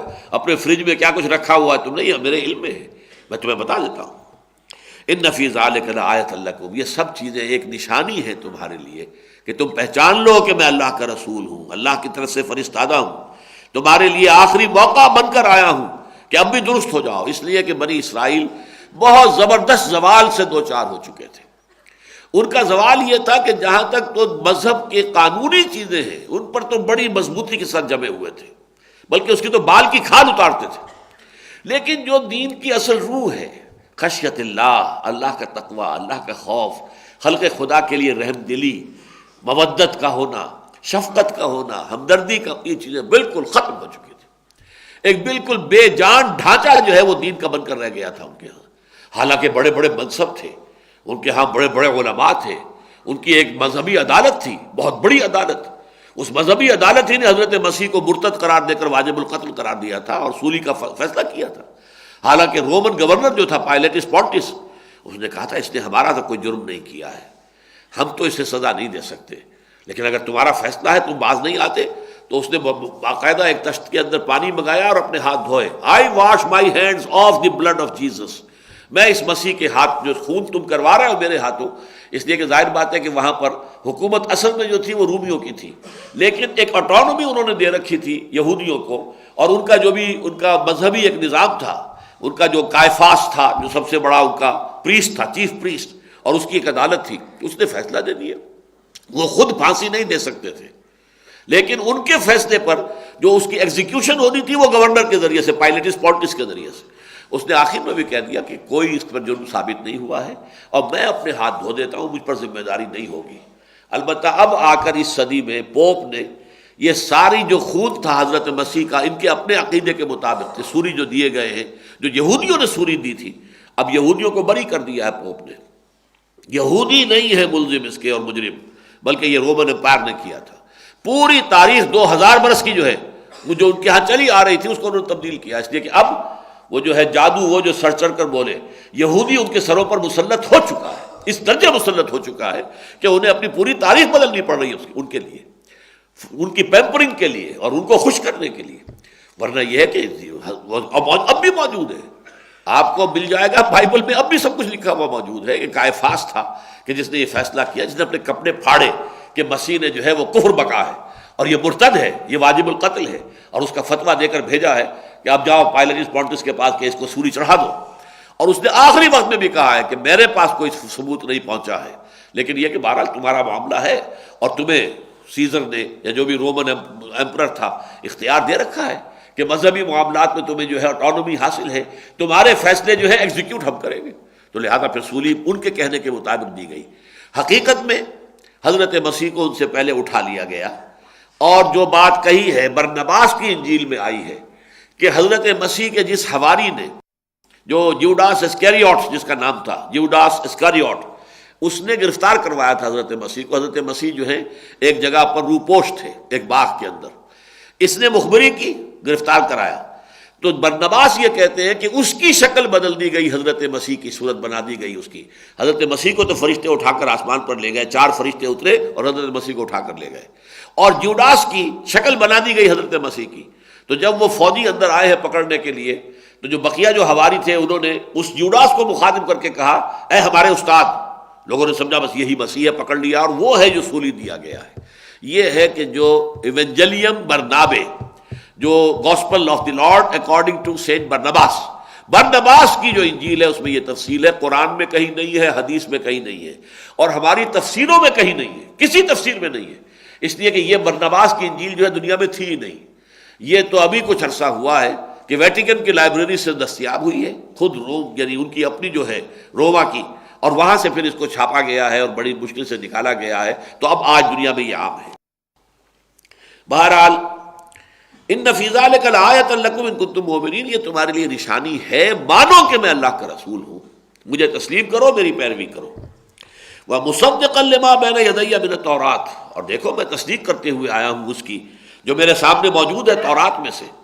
وَلِأُحِلَّ لَكُمْ بَعْضَ الَّذِي حُرِّمَ عَلَيْكُمْ، اور تاکہ میں حلال قرار دے دوں تمہارے لیے بہت سی ایسی چیزیں جو خامخواہ حرام کر دی گئی ہیں۔ یعنی سبت کا حکم جو تھا ان کا کہ سبت میں کوئی دنیاوی کاروبار نہیں ہو سکتا، اب اس کو اتنی سختی تھی کہ کسی مریض کے دعا بھی نہیں دی جا سکتی شفا کی، یہ بھی دنیا کا کام ہو گیا، سبت میں یہ بھی نہیں ہوگا۔ انتہا درجے میں، جیسا کہ میں نے عرض کیا نا کہ جب وہ قانون ہی قانون رہ جائے تو پھر قانون کی تو وہ موشگافیاں ہوتی ہیں کہ انسان حیران ہو کر رہ جائے۔ اب ایک قانون ہے ہماری ایک فقہ میں ہے، فقہ حنفی میں ہے، کہ آپ اگر امام کے ساتھ نماز آپ پڑھ رہے ہیں تو آپ سورہ فاتحہ نہیں پڑھ سکتے، امام جو پڑھ رہا ہے وہی آپ کی طرف سے قرات ہے۔ بات سمجھ میں آ جاتی ہے ایک اعتبار سے، چلیے ہمارے نمائندے کی حیثیت سے ہمارا امام جو ہے وہ وفد کے نمائندے کی حیثیت سے اللہ کے سامنے عرض کر رہا ہے، تو گویا کہ ہماری طرف سے بھی عرض ہو گیا۔ لیکن اب مسئلہ آتا ہے کہ فرض کیجئے کسی کی 2 رکعتیں رہ گئی تھی، اب وہ نماز ختم ہو چکی ہے، اب وہ پڑھ رہا ہے 2 رکعتیں جو رہ گئی اس کی، ان میں بھی پڑھے کہ نہ پڑھے؟ اب یہاں تک بات چلی گئی، نہیں اس میں بھی نہیں پڑھنی، بس اتنی دیر کھڑے رہنا جتنی دیر میں کہ سورہ فاتحہ پڑھی جا سکے۔ اب کیسے پتہ چلے گا یہ؟ لیکن قانون ہے، فتویٰ یہی، بس کھڑے اتنی دیر رہو جتنے دیر میں سورہ فاتحہ پڑھی جا سکے، پڑھنی نہیں ہے۔ یہ ہوتا ہے تشدد قانون کے معاملے کے اندر، جب آ کر ایک بات حد سے گزرتی ہے اور قانون ہی پر سارا زور ہو جاتا ہے تو اس طرح یہ بات ہو جاتی ہے۔ تو وَلِأُحِلَّ لَكُمْ بَعْضَ الَّذِي حُرِّمَ عَلَيْكُمْ، ان قانونی موشگافیوں کے نتیجے میں بعض چیزیں جو تم پر حرام کر دی گئی ہیں میں ان کے حلال کرنے کے لیے بھیجا گیا ہوں۔ وجئتکم بآیۃ من ربکم، اور میں تمہارے پاس آیا ہوں اپنے تمہارے رب کی طرف سے آیت لے کر، نشانی لے کر، فاتقوا اللہ واطیعون، بس اللہ کا تقوی اختیار کرو اور میری اطاعت کرو۔ رسول کا معاملہ یہ ہوتا ہے کہ وہ اپنی ذاتی اطاعت کا مطالبہ کرتا ہے، نبی نہیں کرتا۔ نبی ذاتی اطاعت کا مطالبہ نہیں کرتا، نبی صرف اللہ کو ماننے، اللہ کی عبادت کرنے کی اس کی تلقین کرے گا، اپنے حکم کی اطاعت کا حکم نہیں دے گا۔ لیکن رسول وہ کہے گا اللہ کی بندگی کرو، ان اعبدوا اللہ واطیعون، اور میری اطاعت کرو۔ رسول کا معاملہ جو ہے نبی اور رسول کے فرق میں اس کو بھی نوٹ کر دیجیے۔ ان اللہ ربی و ربکم، اور جان لو کہ اللہ ہی میرا بھی رب ہے اور تمہارا بھی رب ہے، فاعبدوہ، بس اسی کی عبادت کرو، پرستش اسی کی ہوگی۔ ھذا صراط مستقیم، یہی سیدھا راستہ ہے۔ فلما احس عیسیٰ منہم الکفر، جب عیسیٰ نے محسوس کیا ان کی طرف سے کفر کو کہ یہ تو اب اڑ گئے ہیں، یہ ٹلنے والے نہیں ہیں، یہ اب اپنے موقف سے ہٹنے والے نہیں ہیں، یہ میری بات نہیں مانیں گے، قال من انصاری الی اللہ، تو اب انہوں نے ایک ندا بلند کی، کون ہے میرے مددگار اللہ کی طرف؟ یعنی قوم بحیثیت مجموعی مجھے ماننے کو تیار نہیں ہے، اب کون ہے وہ انڈیویجولز کہ جو مجھے مان لے اور میرا ساتھ دے؟ اور یہ وہی بات ہے کہ جو سورہ صف میں بھی آئی ہے، اس کے آخر میں آئی ہے، من انصاری اللہ قال الحواریون نحن انصار اللہ، انہوں نے جواب میں کہا کہ ہم اللہ کے بندے ہیں۔ پھر یہ سورہ حدید میں آئی ہے تاکہ اللہ دیکھ لے، وَلِيَعْلَمَ اللَّهُ مَن يَنصُرُهُ وَرُسُلَهُ بِالْغَيْبِ، اللہ دیکھنا چاہتا ہے کہ کون ہے اس کے وہ وفادار بندے جو اس کی اور اس کے رسولوں کی غیب کے باوجود مدد کرتے ہیں۔ تو اللہ کی مدد بھی ہے اس لیے کہ وہ اللہ کے رسول ہیں، اللہ کی بندگی کی دعوت دے رہے ہیں، اگر آپ ان کا ساتھ دیں گے تو یہ اللہ کی مدد ہو گئی، اللہ کے دین کو قائم کرنے کے لیے اس میدان میں آ گئے ہیں تو اللہ کی مدد ہے۔ اور چونکہ رسول اس کام کے اوپر فائز ہوا ہے، رسول کو تو اس کے لیے گویا کہ وہ معمور کیا گیا ہے، لہذا مدد رسول کی بھی ہو گئی۔ تو یہاں حضرت عیسیٰ نے نعرہ لگایا، ندا بلند کی، من انصار اللہ قال الحواریون نحن انصار اللہ، حواریین نے کہا ہم ہیں اللہ کے مددگار۔ یہ حواری کے لفظ کے بارے میں بھی جان لیجئے، اصل میں کہتے یہ ہے کہ حضرت مسیح کو سب سے پہلے جن دو اشخاص نے مانا اور ان کی شاگردی اختیار کی وہ دھوبی تھے، اور یہ لفظ ان کے ہاں دھوبی کے لیے جو ہے مستعمل تھا، کپڑے کو صاف کرنا، سفید ہو جائے، عام طور پر کپڑے سفید پہنے جاتے تھے، جب میلے ہو گئے ہیں تو اس کے میل کچیل ہے تو دھوبی جو ہے ان کو صاف کر کے پھر وہ سفیدی جو ہے اس کی وہ چمک جاتی ہے، تو اسی سے لفظ حور جس سے بنا ہے، حواری بھی اسی سے ہے۔ تو جیسے قال الحواریون، اب ان کے لیے یہ ایک نام پڑ گیا، باقی جو لوگ بھی بعد میں آئے، مچھلیاں پکڑنے والے بھی آئے اور کام کرنے والے بھی آئے، لیکن یہ کہ ابتدا جو ہوئی اس کی تو وہ دو دھوبیوں سے ہوئی تھی، لہٰذا یہ حواریین ان کے لیے گویا کہ ایک علم کے طور پر، علامت کے طور پر یہی لفظ اختیار کر لیا گیا۔ قال الحواریون نحن انصار اللہ آمنا باللہ، نمبر ایک تو یہ کہ ہم اللہ پر ایمان لائے، واشہد بأننا مسلمون، اور آپ گواہی دیجئے کہ ہم اللہ کے فرما بردار ہیں، ہم نے اطاعت قبول کر لی ہے، ہم نے اپنے آپ کو اللہ کی چوکٹ پر لا گرایا ہے۔ ربنا آمنا بما انزلتا، اے پروردگار ہم ایمان لائے اس پر جو تو نے نازل فرمائی، حضرت مسیح پر انجیل نازل ہوئی، اب اس پر ایمان لائے۔ واتبعنا الرسول، اور اے اللہ ہم پیروی کر رہے ہیں تیرے رسول کی، جسے تو نے رسول بنا کر بھیجا ہے عیسیٰ ابن مریم کو، ہم نے اس کی اتباع ہم نے قبول کیا۔ پچھلے درس میں یہ فرق آ چکا تھا اطاعت اور اتباع کا، یہ اتباع ہے در حقیقت حواریین نے جو حضرت عیسیٰ کا کیا ہے، کہ پھر انہوں نے اپنی زندگی تج دی ہے، صرف ایک کام، دعوت اس دین کی، کوئی اور دنیاوی کاروبار، کوئی اور پروفیشن، کچھ نہیں، قطعاً نہیں۔ وہ اتباع جو میں نے پچھلی مرتبہ آپ سے عرض کیا تھا کہ اطاعت اور اتباع میں زمین و آسمان کا فرق ہے۔ اطاعت تو وہ شے ہے کہ جو اسلام کا لازمی تقاضا ہے، اطیعوا اللہ واطیعوا الرسول، اور اگر تم اس سے تولیتم، روگردانی کرو گے، فإن اللہ لا يحب الکافرین، اللہ ایسے کافروں کو پسند نہیں کرتا۔ اطاعت سے سرتابی کے معنی تو کفر ہے۔ اتباع یہ ہے کہ نہ صرف اس چیز کو مانو جس کا حکم دیا جا رہا ہو، بلکہ ان چیزوں میں بھی نقش قدم کی پیروی کرو کہ جو کر رہے ہیں، اگرچہ انہوں نے حکم نہیں دیا اس کا۔ انہوں نے کسی کو حکم نہیں دیا کہ تم اپنا کاروبار دنیاوی بالکل چھوڑ دو، لگ جاؤ صرف اسی کام میں جیسے میں لگا ہوا ہوں، نہیں۔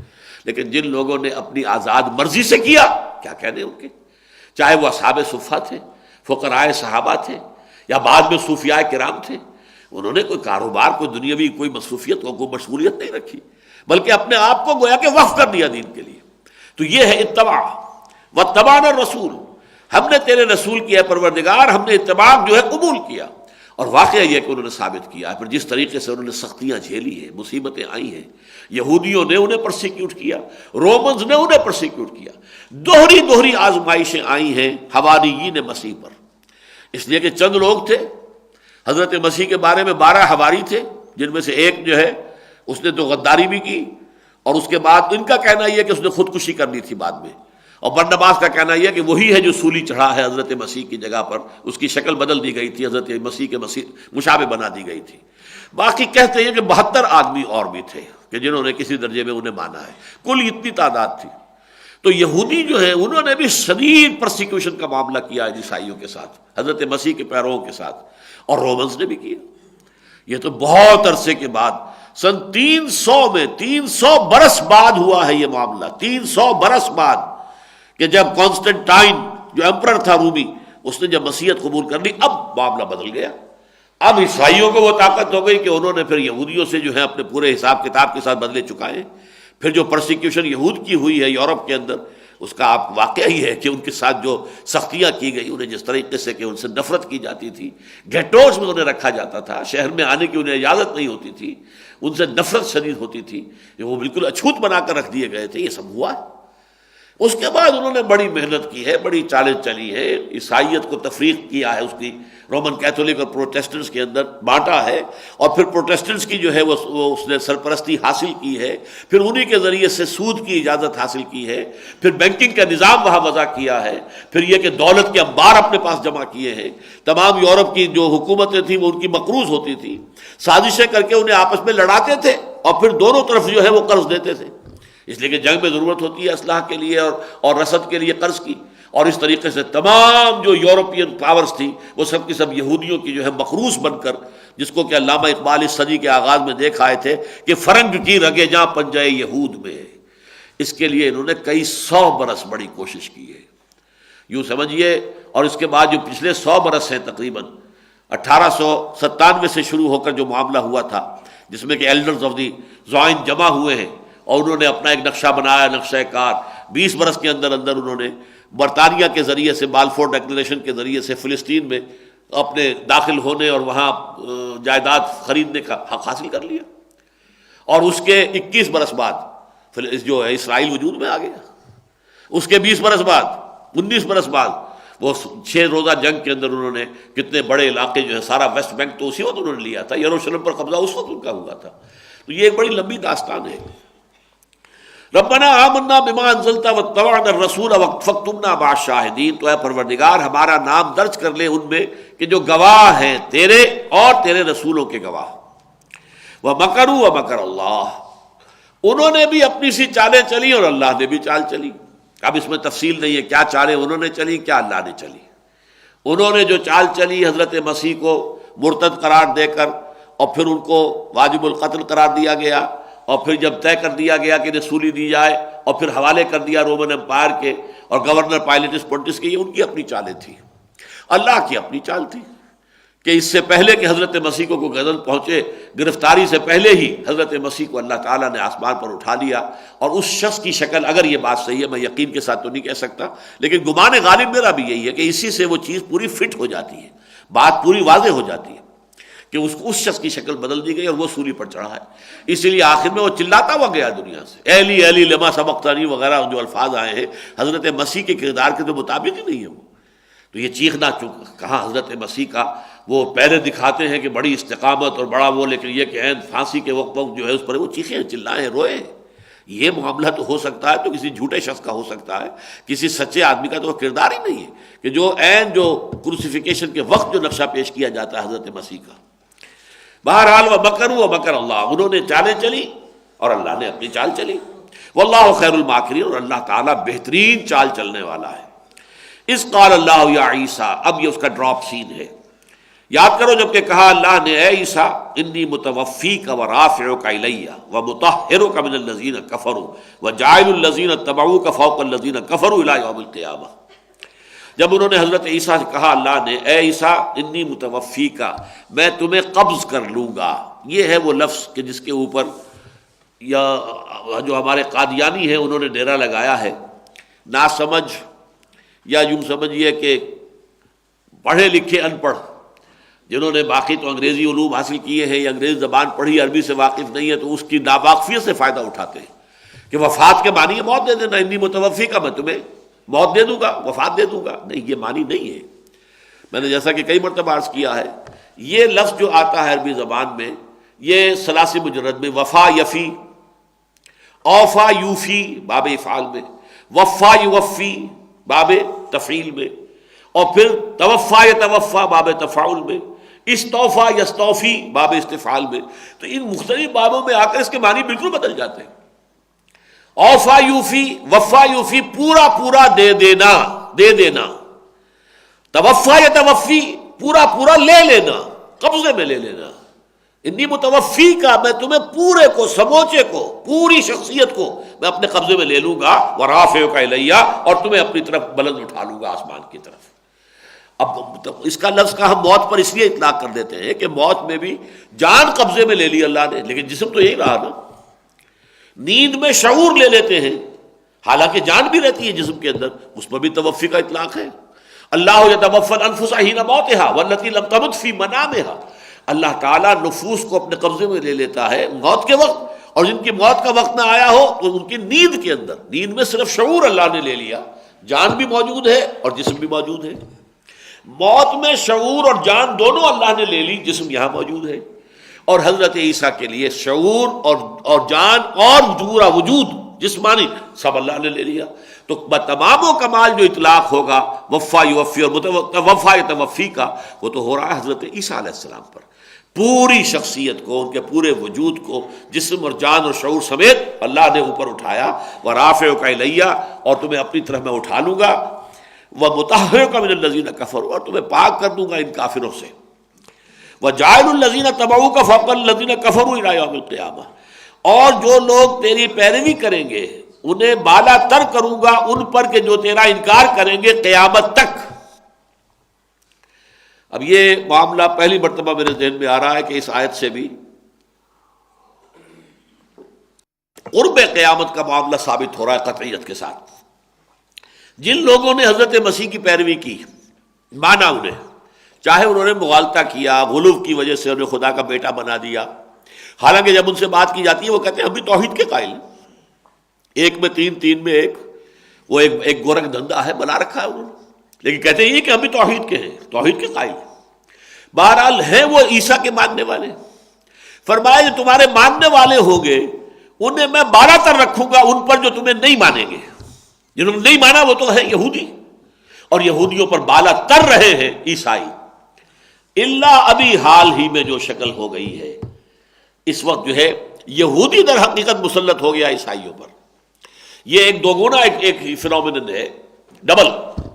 ایک طرف یہ کہ جہاں تک دنیاوی طاقت اور قوت، دولت، ثروت کا معاملہ تو وہ تو عیسائیوں کی ہے کہ جو یہودیوں کے لیے استعمال ہو رہی ہے، ورنہ واقعہ یہ ہے کہ ذرا اگر عیسائی قوتیں اور حکومتیں جو ہے یہودیوں کی سپورٹ چھوڑ دیں تو تکہ موٹی کر کے رکھ دیں عرب ان کی۔ لیکن یہ تو امریکہ کی بات ہے۔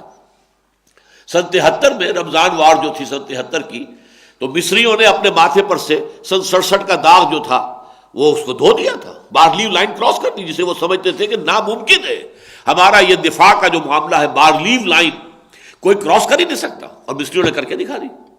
لیکن پھر جب وہ آیا ہے اسلحہ اور اس کا ایک سلسلہ چلا ہے، اور جس طرح کا ہتھیار ان کو دیے گئے ہیں، اب امریکہ میدان میں آ گیا تو بیچارے مصری کیا کرتے ہیں۔ لیکن حقیقت کے اعتبار سے یہ ہے کہ اس وقت ان عیسائی حکومتوں کی پالیسیوں کو کنٹرول کر رہے ہیں یہودی۔ تو یہ اب جو شکل بن گئی ہے یہ عارضی ہے، الی یوم القیامہ۔ اس سے معلوم ہوتا ہے کہ یہ صورت اب قیامت کے بہت قریب ہوئی ہے، اور اب قیامت جو ہے بہت نزدیک ہے۔ بہرحال اس پر میری اپنی کچھ آراء ہیں جن پر کچھ میں گوئیاں بھی ہوتی رہتی ہیں، کچھ لوگ جو ہے ہرزنی بھی کرتے ہیں، لیکن میری اپنی رائے ہے کہ اب یہ معاملہ زیادہ دور نہیں ہے، اور میرے نزدیک اسی 15ویں صدی ہجری کے اندر یہ سارے واقعات ظہور پذیر ہوں گے اور قیامت آئے گی۔ وَإِذْ قَالَ اللَّهُ يَا عِيسَىٰ إِنِّي مُتَوَفِّيكَ وَرَافِعُكَ إِلَيَّ وَمُطَهِّرُكَ مِنَ الَّذِينَ كَفَرُوا وَجَاعِلُ الَّذِينَ اتَّبَعُوكَ فَوْقَ الَّذِينَ كَفَرُوا إِلَىٰ يَوْمِ الْقِيَامَةِ ثُمَّ إِلَيَّ مَرْجِعُكُمْ، پھر میری ہی طرف تم سب کو لوٹنا ہے، آنا ہے۔ فَأَحْكُمُ بَيْنَكُمْ فِي مَا كُنْتُمْ فِيهِ تَخْتَلِفُونَ، پھر میں فیصلہ کر دوں گا تمہارے مابین ان تمام چیزوں کے ضمن میں جن میں تم اختلاف کرتے رہے تھے۔ فَأَمَّا الَّذِينَ كَفَرُوا فَأُعَذِّبُهُمْ عَذَابًا شَدِيدًا فِي الدُّنْيَا وَالْآخِرَةِ، تو وہ لوگ کہ جنہوں نے کفر کیا ہوگا ان کو تو میں عذاب دوں گا، شدید عذاب، دنیا میں بھی اور آخرت میں بھی۔ یہ شدید عذاب دنیا کا اس وقت سے مسلسل چلا آ رہا ہے، نوٹ کیجئے۔ رومنز نے سن 70 عیسوی میں بیت المقدس کو تباہ کیا، 1,33,000 یہودی قتل کیے، ہیکل سلیمانی جو سیکنڈ ٹائم بنایا گیا تھا، سیکنڈ ٹیمپل گرا دیا گیا، انہیں نکال دیا گیا، بھاگ جاؤ یہاں سے، مصر سے نکل جاؤ باہر، اس سے فلسطین سے۔ اس کو وہ کہتے ہیں ڈائسپورا، انتشار کا دور، جہاں سینگ سمائے، کوئی یورپ میں چلے گئے، کوئی روس میں چلے گئے، پولینڈ میں چلے گئے، کوئی مغربی جرمنی میں، انگلینڈ میں، انڈیا میں، یمن میں، مختلف ممالک کے اندر پھیل گئے، ایران میں جا کے آباد ہو گئے۔ یہ ڈائسپورا کہلاتا ہے۔ یہ ڈائسپورا ختم ہوا اس صدی کے آغاز میں، جب 1917 میں بالفور ڈیکلریشن کے ذریعے انہیں اجازت مل گئی کہ آؤ واپس، آ کر یہاں پر تم زمین بھی خرید سکتے ہو، مکان بھی خرید سکتے ہو، اور منہ مانگے دام دے کر انہوں نے زمینیں خریدی ہیں۔ ایک فلسطینی عرب سے کہتے ہیں کہ یہ مکان کتنے پیسے لوگے؟ انہوں نے کہا 2 لاکھ، 3 لاکھ دیتا ہوں، لیکن کل فارغ ہو جاؤ، نکل جاؤ، لو 3 لاکھ۔ کھیت کا کیا مانگتے ہو؟ جو مانگا اس نے اس سے زیادہ دیا، نکل جاؤ۔ اس سے ان کو اپروٹ کیا، وہاں اپنے قدم جمائے۔ اس کے بعد آپ کو معلوم ہے کہ اسرائیل کی ریاست قائم ہو گئی 1948 میں، پاکستان کے تقریباً 9 مہینے بعد۔ اگست 47 میں پاکستان وجود میں آیا ہے، اور غالباً جون 48 میں اسرائیل وجود میں آیا ہے۔ یہ سارا معاملہ جو ہو رہا ہے بڑی تیزی کے ساتھ، یہ بہت حالات جو ہے وہ ادھر جا رہے ہیں، اور اس کے بعد آخری شو ڈاؤن ہونا ہے۔ پھر اسی صدی میں جو جرمنوں کے ہاتھوں ان پر عذاب آیا، وَعَذِّبُهُمْ، فرمایا کہ میں انہیں عذاب دوں گا شدید، وَعَذِّبُهُمْ عَذَابًا شَدِيدًا فِي الدُّنْيَا۔ 60 لاکھ یہودی ختم کیا گیا ہے، 6 ملین۔ بعض لوگ کہتے ہیں نہیں 4 ملین، 40 لاکھ، واللہ عالم، لیکن یہ کہ ان کا اپنا کہنا یہ کہ 6 ملین، اور ابھی تک ہر جانے لے رہے ہیں۔ جرمنی سے کتنی بڑی بڑی رقمیں یہ لے چکے ہیں ہر جانے کے طور پر، اس وقت تو گویا کہ پورا حساب کتاب برابر کر رہے ہیں۔ ہمارا اتنا سونا اس وقت جو ہے ضبط کر لیا گیا تھا، اس سونے کی یہ قیمت تھی، اس کے اوپر اتنے عرصے کا سود بھی لاؤ یہ پیسے ہمارے پاس، اور امریکہ دلوا سب۔ اس وقت جو ہے ان کا جو پوری سربراہی جو ہے اس وقت دنیا کے اندر، جو چیف جو ہے سول سپریم پاور آن ارتھ، وہ ان کے ہاتھ کے اندر ہے، مرغ دستابوس۔ دنیا میں بھی عذاب، اب آخری عذاب اب آئے گا جب یہ بھٹی دہکے گی، جو دہکنے والی ہے۔ اب فلسطین میں جو کچھ ہو رہا ہے کوئی صورت ہی نہیں ہے، کوئی ان کے مابین معاہدہ ہو تو کیسے ہو؟ یروشلم ایک شہر ہے، اس کا فرض کیجئے ایک احاطہ ہے، 2000 مربع گز ہوگا، اور کتنا ہوگا؟ لیکن یہی احاطہ ہے جو ان کے نزدیک بھی ان کا مقدس ترین احاطہ ہے، اور مسلمانوں کے نزدیک بھی مقدس ترین احاطہ ہے۔ نہ مسلمان اس کو چھوڑ سکتے، نہ وہ چھوڑ سکتے۔ پھر کیسے ہوگی صلح؟ وہ کہتے ہیں یہی ٹیمپل ماؤنٹ ہے، یہی پر تھا ہیکل سلیمانی، جہاں اس وقت جو ہے قبۃ الصخرہ ہے۔ جب بھی اگر آپ ٹیلی ویژن پہ کبھی دیکھتے ہو، خبریں آتی ہیں BBC وغیرہ کی، تو جب بھی یروشلم کی بات آئے گی تو پیچھے وہ بڑا گنبد جو ہے اونچا، سب سے اونچی عمارت جو ہے یروشلم کی، وہ وہی ہے، وہ سنہری، اس کے اوپر جو ہے پتری چڑھی ہوئی ہے۔ اور شاہ حسین نے، مجھے اب یہ یاد نہیں ہے 30 من تھا کہ 30 ٹن تھا، سونا دیا تھا یہ پتری چڑھانے کے لیے۔ تو اس وقت بھی یہودیوں کے اخبارات نے یہ لکھا تھا یہ سونا ہمارے کام آئے گا جب ہم 3rd ٹیمپل بنائیں گے، یعنی اس کو تو ہم نے گرا ہی دینا ہے، یہ جب گرائیں گے تو یہ سونا ہمیں مل جائے گا، اور یہ سونا پھر ہم اپنے ٹیمپل میں استعمال کریں گے۔ تو انہیں اپنا ٹیمپل بنانا ہے، نتھنگ ڈوئنگ۔ انہوں نے کئی صدیوں کی محنت کر کے یہ مقام حاصل کیا کہ آج یروشلم ان کے قبضے میں ہے۔ اب بھی اگر وہ نہ بنائیں تو اس کا تو مطلب یہ کہ ان کا تو سرے سے اپنے دین سے کوئی تعلق ہے ہی نہیں، پھر لہذا نہ وہ پیچھے ہٹ سکتے، نہ مسلمان پیچھے ہٹ سکتے۔ یہ بھٹی دہکے گی، بہت بڑے پیمانے پر جو بھی مسلمانوں کو سزا ملنی ہے وہ ملے گی، بہت بڑی ملے گی، اس میں کوئی شک نہیں۔ ویل للعرب من شر قد اقترب، تباہی ہے عربوں کے لیے اس برائی سے جو قریب آ چکی ہے، یہ حضور کی حدیث ہے۔ اور ایک اور حدیث ابھی حال ہی میں مجھے ایک اپنے ساتھی نے، مختار فاروقی صاحب نے توجہ دلائی، یہ تو موجود ہے ترمذی شریف کے اندر، من اقتراب الساعۃ ہلاک العرب، قیامت کے قرب کی نشانی یہ بھی ہوگی کہ عرب ہلاک ہو جائیں گے۔ کیوں ہو جائیں گے؟ اس لیے کہ جرم سب سے بڑے مجرم جو ہے امت مسلمہ کے وہ عرب ہیں، ان کی اپنی زبان میں یہ کلام موجود ہے، ہمیں سمجھنے کے لیے پاپڑ بیلنے پڑتے ہیں، ان کی اپنی مادری زبان میں ہے، لیکن انہوں نے اس کتاب کو اپنا امام نہیں بنایا، ان کے پیچھے نہیں چلے، اس کا نظام قائم نہیں کیا۔ لستم علی شیء حتی تقیموا التوراۃ والانجیل وما انزل الیکم من ربکم، لستم علی شیء حتی تقیموا القرآن وما انزل الیکم من ربکم، تمہاری کوئی حیثیت نہیں ہے ہماری نگاہوں میں جب تک کہ تم قرآن کو نافذ نہیں کرتے۔ کسی ایک عرب ملک نے بھی اس کو نافذ نہیں کیا، لہذا مجرم نمبر 1 ہے۔ لیکن ان کو مجرم کو اپنے جرم کی سزا ملنے کے بعد پھر آخری سزا جو ہے وہ یہود کی آئے گی، اور ایکسٹرمینیشن ان کی جو ہے، حدیث میں آتا ہے کہ ہر پتھر جس کے پیچھے یہودی چھپا ہوگا وہ بھی پکار کر کہے گا کہ اے اللہ کے بندے، اے مسلمان، دیکھو میرے پیچھے ایک یہ یہودی چھپا ہوا، آؤ اسے قتل کرو۔ ہر درخت جو ہے گواہی دے گا کہ اے اللہ کے بندے، اے مسلمان، بھی یہ میرے پیچھے ایک یہودی چھپا ہوا ہے، اسے قتل کرو، سوائے ایک درخت کے، غرقد نام کا ایک درخت ہے، وہ یہودیوں کا ہمدرد ہے، وہ تو چھپائے گا، ان کو پناہ دے گا۔ اور آج اسرائیل میں سب سے بڑے پیمانے پر کاشت اسی غرقد کی ہوئی ہے، دے نو اٹ۔ جو کچھ حالات آنے والے ہیں ان کے اہل علم کو معلوم ہے اچھی طرح۔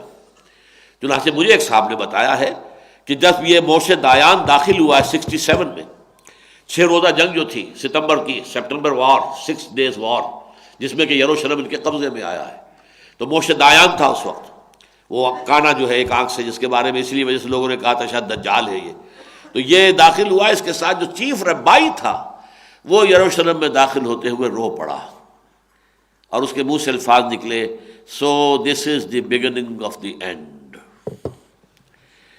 جو اینڈ کے حالات آنے والے بتائے گئے، اب اس کا آغاز ہو گیا ہے، یعنی ہمارا داخلہ دوبارہ ہو جانا اس شہر کے اندر، یہ در حقیقت ان حالات و واقعات کی گویا کہ تمہید ہے کہ جو آخر میں ہونے ہیں، اور وہ واقعات ان کے علم میں ہونا ہے۔ بہرحال فَأَمَّا الَّذِينَ كَفَرُوا فَأُعَذِّبُهُمْ عَذَابًا شَدِيدًا فِي الدُّنْيَا وَالْآخِرَةِ، جو لوگ کفر کریں گے ان کو تو میں عذاب دوں گا شدید، دنیا میں بھی اور آخرت میں بھی۔ وَمَا لَهُم مِّن نَّاصِرِينَ، اور ان کے لیے کوئی نہیں ہوں گے مددگار۔ وَأَمَّا الَّذِينَ آمَنُوا وَعَمِلُوا الصَّالِحَاتِ، رہ گئے وہ لوگ جو ایمان لائے اور نیک عمل کریں، فَيُوَفِّيهِمْ، اب دیکھیے وفا یوفی آ گیا، وہاں تھا توفا یتوفی، متوفی کا، انی متوفی کا، یہاں آ گیا فَيُوَفِّيهِمْ، اللہ پورا پورا دے دے گا ان کو، وفا یوفی پورا پورا دے دینا، توفا یتوفی پورا پورا لے لینا۔ اب یہ گویا ایک دوسرے کے برعکس ہے، لیکن یہ صرف ابواب کے فرق کی وجہ سے یہ فرق واقع ہو جاتا ہے۔ اسی طرح استوفا یستوفی کے معنی بھی پورا پورا لے لینا، اوفا یوفی بھی پورا دینا، وفا یوفی بھی پورا دینا، توفا یتوفا پورا لینا، استوفا یستوفی پورا لینا، یہ دونوں لینے کے لیے بھی 2 باب اور دینے کے لیے بھی 2 باب۔ فَيُوَفِّيهِمْ أُجُورَهُمْ، تو اللہ تعالیٰ ان کے جو بھی ان کی اجرتیں ہوں گی، ان کا حق ہوگا، ان کا جو بھی حق محنت ہوگا وہ انہیں عطا کیا جائے گا پورا پورا۔ وَاللَّهُ لَا يُحِبُّ الظَّالِمِينَ، اور اللہ ظالموں کو پسند نہیں کرتا۔ ذَلِكَ نَتْلُوهُ عَلَيْكَ مِنَ الْآيَاتِ وَالذِّكْرِ الْحَكِيمِ، یہ ہیں وہ چیزیں کہ جو اے نبی ہم آپ کو سنا رہے ہیں، تلاوت کر رہے ہیں آپ پر، من الآیات، آیات الہی میں سے، والذکر الحکیم، اور ایک انتہائی محقق اور مستحکم نصیحت کے طور پر، یعنی یہ آیات ہے کہ جن سے حقیقت منکشف ہو جاتی ہے کہ عیسیٰ کوئی الوہیت کا کوئی مقام انہیں حاصل نہیں، ان کی پیدائش بن باپ کے ہوئی ہے تو اس کی وجہ سے الوہیت نہیں ہو جاتی۔ اس سے پہلے حضرت یحییٰ کی ولادت بھی اسی طریقے سے ہوئی ہے، اس سے پہلے حضرت اسحاق کی ولادت بھی اسی طور سے ہوئی ہے، غیر معمولی حالات کے اندر۔ ان مثل عیسیٰ عند اللہ کا مثل آدم، عیسیٰ کی مثال اللہ کے نزدیک تو آدم کی طرح ہے، اسے بنایا خلقہ من تراب ثم قال له کن فیکون، اسے بنایا مٹی سے اور پھر اس میں جب کہا کہ ہو جا وہ ہو گیا۔ یعنی یہ 2 مرحلے ہیں، ایک اس کا مٹی سے بننا، اس کا ہیولہ تیار ہونا۔ اب یہ مٹی سے بننا اس شکل میں بھی ہو سکتا ہے میرے اور آپ کے ذہن میں، جیسے کہ حضرت عیسیٰ علیہ السلام نے مٹی کا، گارے کا ایک پرندہ بنایا، پھونک ماری اور وہ اڑتا ہوا پرندہ ہو گیا۔ تو اگر کوئی شخص یہ سمجھتا ہے کہ اللہ نے گارے سے اسی طریقے سے ایک شکل بنائی تھی اور اس کے اندر اپنی روح میں سے پھونک دیا تو وہ آدم ہو گیا، یہ بھی ممکن ہے۔ لیکن وہ پیدا کرنا مٹی سے اس طریقے سے بھی ہو سکتا ہے، ان ادوار میں سے ہو کر، واللہ انبتکم من الارض نباتا، جیسے کہ جو ایک پودا جو زمین سے رفتہ رفتہ رفتہ رفتہ ابھرتا ہے، ایسے ہی یہ ایوولوشن کے ذریعے سے انسانی وجود جو ہے، جسمانی وجود، وہ ایوولوشن کے ذریعے سے آیا ہو، پھر اس میں جو روح پھونکی گئی ہے، ثم قال له کن فیکون۔ تو بہرحال اس اعتبار سے جو عام تصور ہے آدم کی تخلیق کا، اصلی کہ ہمارے عوام میں بھی وہی ہے کہ جیسے کہ کوئی بچہ جو ہے وہ کوئی مٹی کا پتلا بنائے، ایسے ہی شاید اللہ تعالیٰ نے مٹی کا پتلا بنایا تھا، تو گویا کہ یہ بات اس سے واضح ہو گئی کہ نہ اس کا باپ ہے نہ اس کا ماں ہے، تو صرف باپ کے نہ ہونے کی وجہ سے تم خدا مان رہے ہو اور الوہیت میں شامل کر رہے ہو، تو پھر اس صورت میں تو نہ باپ نہ ماں، اس کے بغیر ہی ہو گیا ہے۔ اور حضرت عیسیٰ علیہ السلام اگر پرندے کو پیدا کر رہے تھے اس طور سے تو نہ باپ تھا نہ ماں تھا، ماں تھی۔ اس حوالے سے اس سے کوئی چیز ثابت نہیں ہوتی، کوئی الوہیت ثابت نہیں ہوتی۔ الحق من ربک، یہ حق ہے اے محمد آپ کے رب کی جانب سے صلی اللہ علیہ وسلم۔ فلا تکن من الممترین، بظاہر خطاب حضور سے، حضور کے وساطت سے مخاطب وہ ہیں جن سے ساری گفتگو یہ ہو رہی تھی اور جن کے سامنے پھر یہ آیات پڑھ کر سنائی گئی ہیں۔ اسی کے مثل آیات ہیں جو سورہ مریم میں ہے، وہ پڑھ کر سنائی گئی تھی نجاشی کو رحمۃ اللہ علیہ، جبکہ وہ ہمارے گئے ہوئے تھے وہاں پر، مہاجر پناہ گزین ہو گئے تھے وہاں جا کر، اور یہ کہ قریش کی طرف سے وفد لے کر، یہ عمرو بن العاص اس وقت تک کافر تھے، مشرک تھے، یہ گئے تھے واپس لینے کے لیے، تو وہاں حضرت جعفر طیار رضی اللہ تعالی عنہ، حضرت علی کے بڑے بھائی، انہوں نے وہاں کھڑے ہو کر سورہ مریم کی آیات تلاوت کی تھی، اور نجاشی نے ایک تنکا اٹھا کر زمین سے کہا تھا کہ جو کچھ ان آیات میں عیسیٰ کے بارے میں کہا گیا ہے، عیسیٰ ان سے ایک تنکا بھر بھی زیادہ نہیں تھے۔ یہی ہے حقیقت عیسیٰ کی۔ ذالک عیسی ابن مریم قول الحق الذی فیہ یمترون، وہاں جو ہے پوری گفتگو کے ذالک عیسی ابن مریم، یہ تھے عیسیٰ ابن مریم جسے تم نے خدا بنا لیا، گاڈ انکارنیٹ بنا دیا، تین میں کا ایک بنا دیا، جو کیا بنا دیا، خدا کا بیٹا بنا دیا، اس سے آگے بڑھ کر صلبی بیٹا بنا دیا، جو تم نے چاہا بنا دیا۔ ذالک عیسی ابن مریم قول الحق الذی فیہ یمترون ما کان للہ ان یتخذ من ولد سبحانہ اذا قضى امرا فانما يقول له کن فیکون، اللہ تعالیٰ اس سے پاک ہے وہ کسی کو اپنا بیٹا بنائے۔ فمن حاجک فیہ من بعد ما جاءک من العلم، اب یہ کئی دن کی جو گفت و شنید ہوتی رہی، اس میں احادیث میں آتی ہے تفصیل، اس میں یہ آیا آخری بات، تو اے نبی جو آپ سے جھگڑے حجت بازی کرے اس کے بعد بھی کہ یہ العلم آ چکا ہے آپ کے پاس اور آپ کے ذریعے سے ان کے سامنے بھی آ چکا، جو حاصل حقیقت ہے عیسیٰ کی وہ تو بیان ہو گئی، مبرہن ہو گئی، واضح ہو گئی، اب بھی وہ اگر لگے ہوئے ہیں کٹ حجتی کے اندر، فقل تو کہہ دیجئے، آپ چیلنج کیجئے، تعالو آؤ ندعو ابناءنا و ابناءکم، ہم پکار لیتے ہیں اپنی اولاد کو، تم پکار لو، تم لے آؤ اپنی اولاد کو، ونساءنا ونساءکم، ہم بلا لیتے ہیں اپنی خواتین کو، تم بلا لو اپنی خواتین کو، وانفسنا وانفسکم، اور ہم خود بھی حاضر ہو جاتے ہیں، تم بھی حاضر ہو جاؤ، ثم نبتہل، پھر ہم گڑ گڑا کر اللہ کے سامنے دعا کریں، فنجعل لعنت اللہ علی الکاذبین، اور ہم یہ کہیں اے اللہ تیری لعنت ہو جائے اس پر جو جھوٹا ہو۔ یہ ہے مباہلہ۔ یہ مباہلہ جو ہے یہ کہیں آغاز میں نہیں ہوا کرتا، بلکہ یہ کہ پوری طرح اتمام حجت ہو جائے، جہاں تک دلیل کا معاملہ وہ واضح ہو چکی ہو، جہاں تک بھی معاملات کا جو ہے کسی منطق کے اعتبار سے استدلال کے ذریعے سے واضح کرنا ممکن ہو، وہ ممکن کیا جا چکا ہو، اور پھر آپ کو یہ بھی احساس ہو جائے کہ دل میں یہ بھی مان چکا ہے اگرچہ اڑا ہوا ہے ضد کے اوپر، تب پھر مباہلے کی بات ہوتی ہے، آؤ پھر مباہلہ کریں۔ اب یہ کہ ہم دعا کریں گے اللہ ہم میں سے جو باطل پر ہے، جو غلط کہہ رہا ہے، جو جھوٹا ہے، اور جھوٹا اسی معنی میں ہوتا ہے کہ اس کے اندر کچھ اور ہے، کہہ کچھ اور رہا ہے، اسے معلوم تو ہو چکا ہے، حقیقت یہ ہے انہیں معلوم ہے، وہ تو میں آپ کو بتا چکا ہوں کہ وہ ابو حارثہ ابن علقمہ نے تو جاتے ہوئے کہہ دیا تھا، جب چھوٹے بھائی نے کہا تعیس الابعد، وہ دور والا جو ہے ہلاک ہو جائے، یعنی محمد صلی اللہ علیہ وسلم معاذ اللہ، تو اس نے کہا تعیست امک، نہیں تیری ماں ہلاک ہو جائے، اور وہ حیران ہوا کہ یہ میں نے تو محمد کے بارے میں کہا تھا صلی اللہ علیہ وسلم، یہ بھائی جان مجھ سے کیوں ناراض ہو گئے، میرے اوپر برس پڑے، تو جب انہوں نے کہا تم نہیں جانتے وہ ہے اللہ کا نبی، اللہ کا رسول ہے، پھر اس نے کہا پھر ہم مانتے کیوں نہیں؟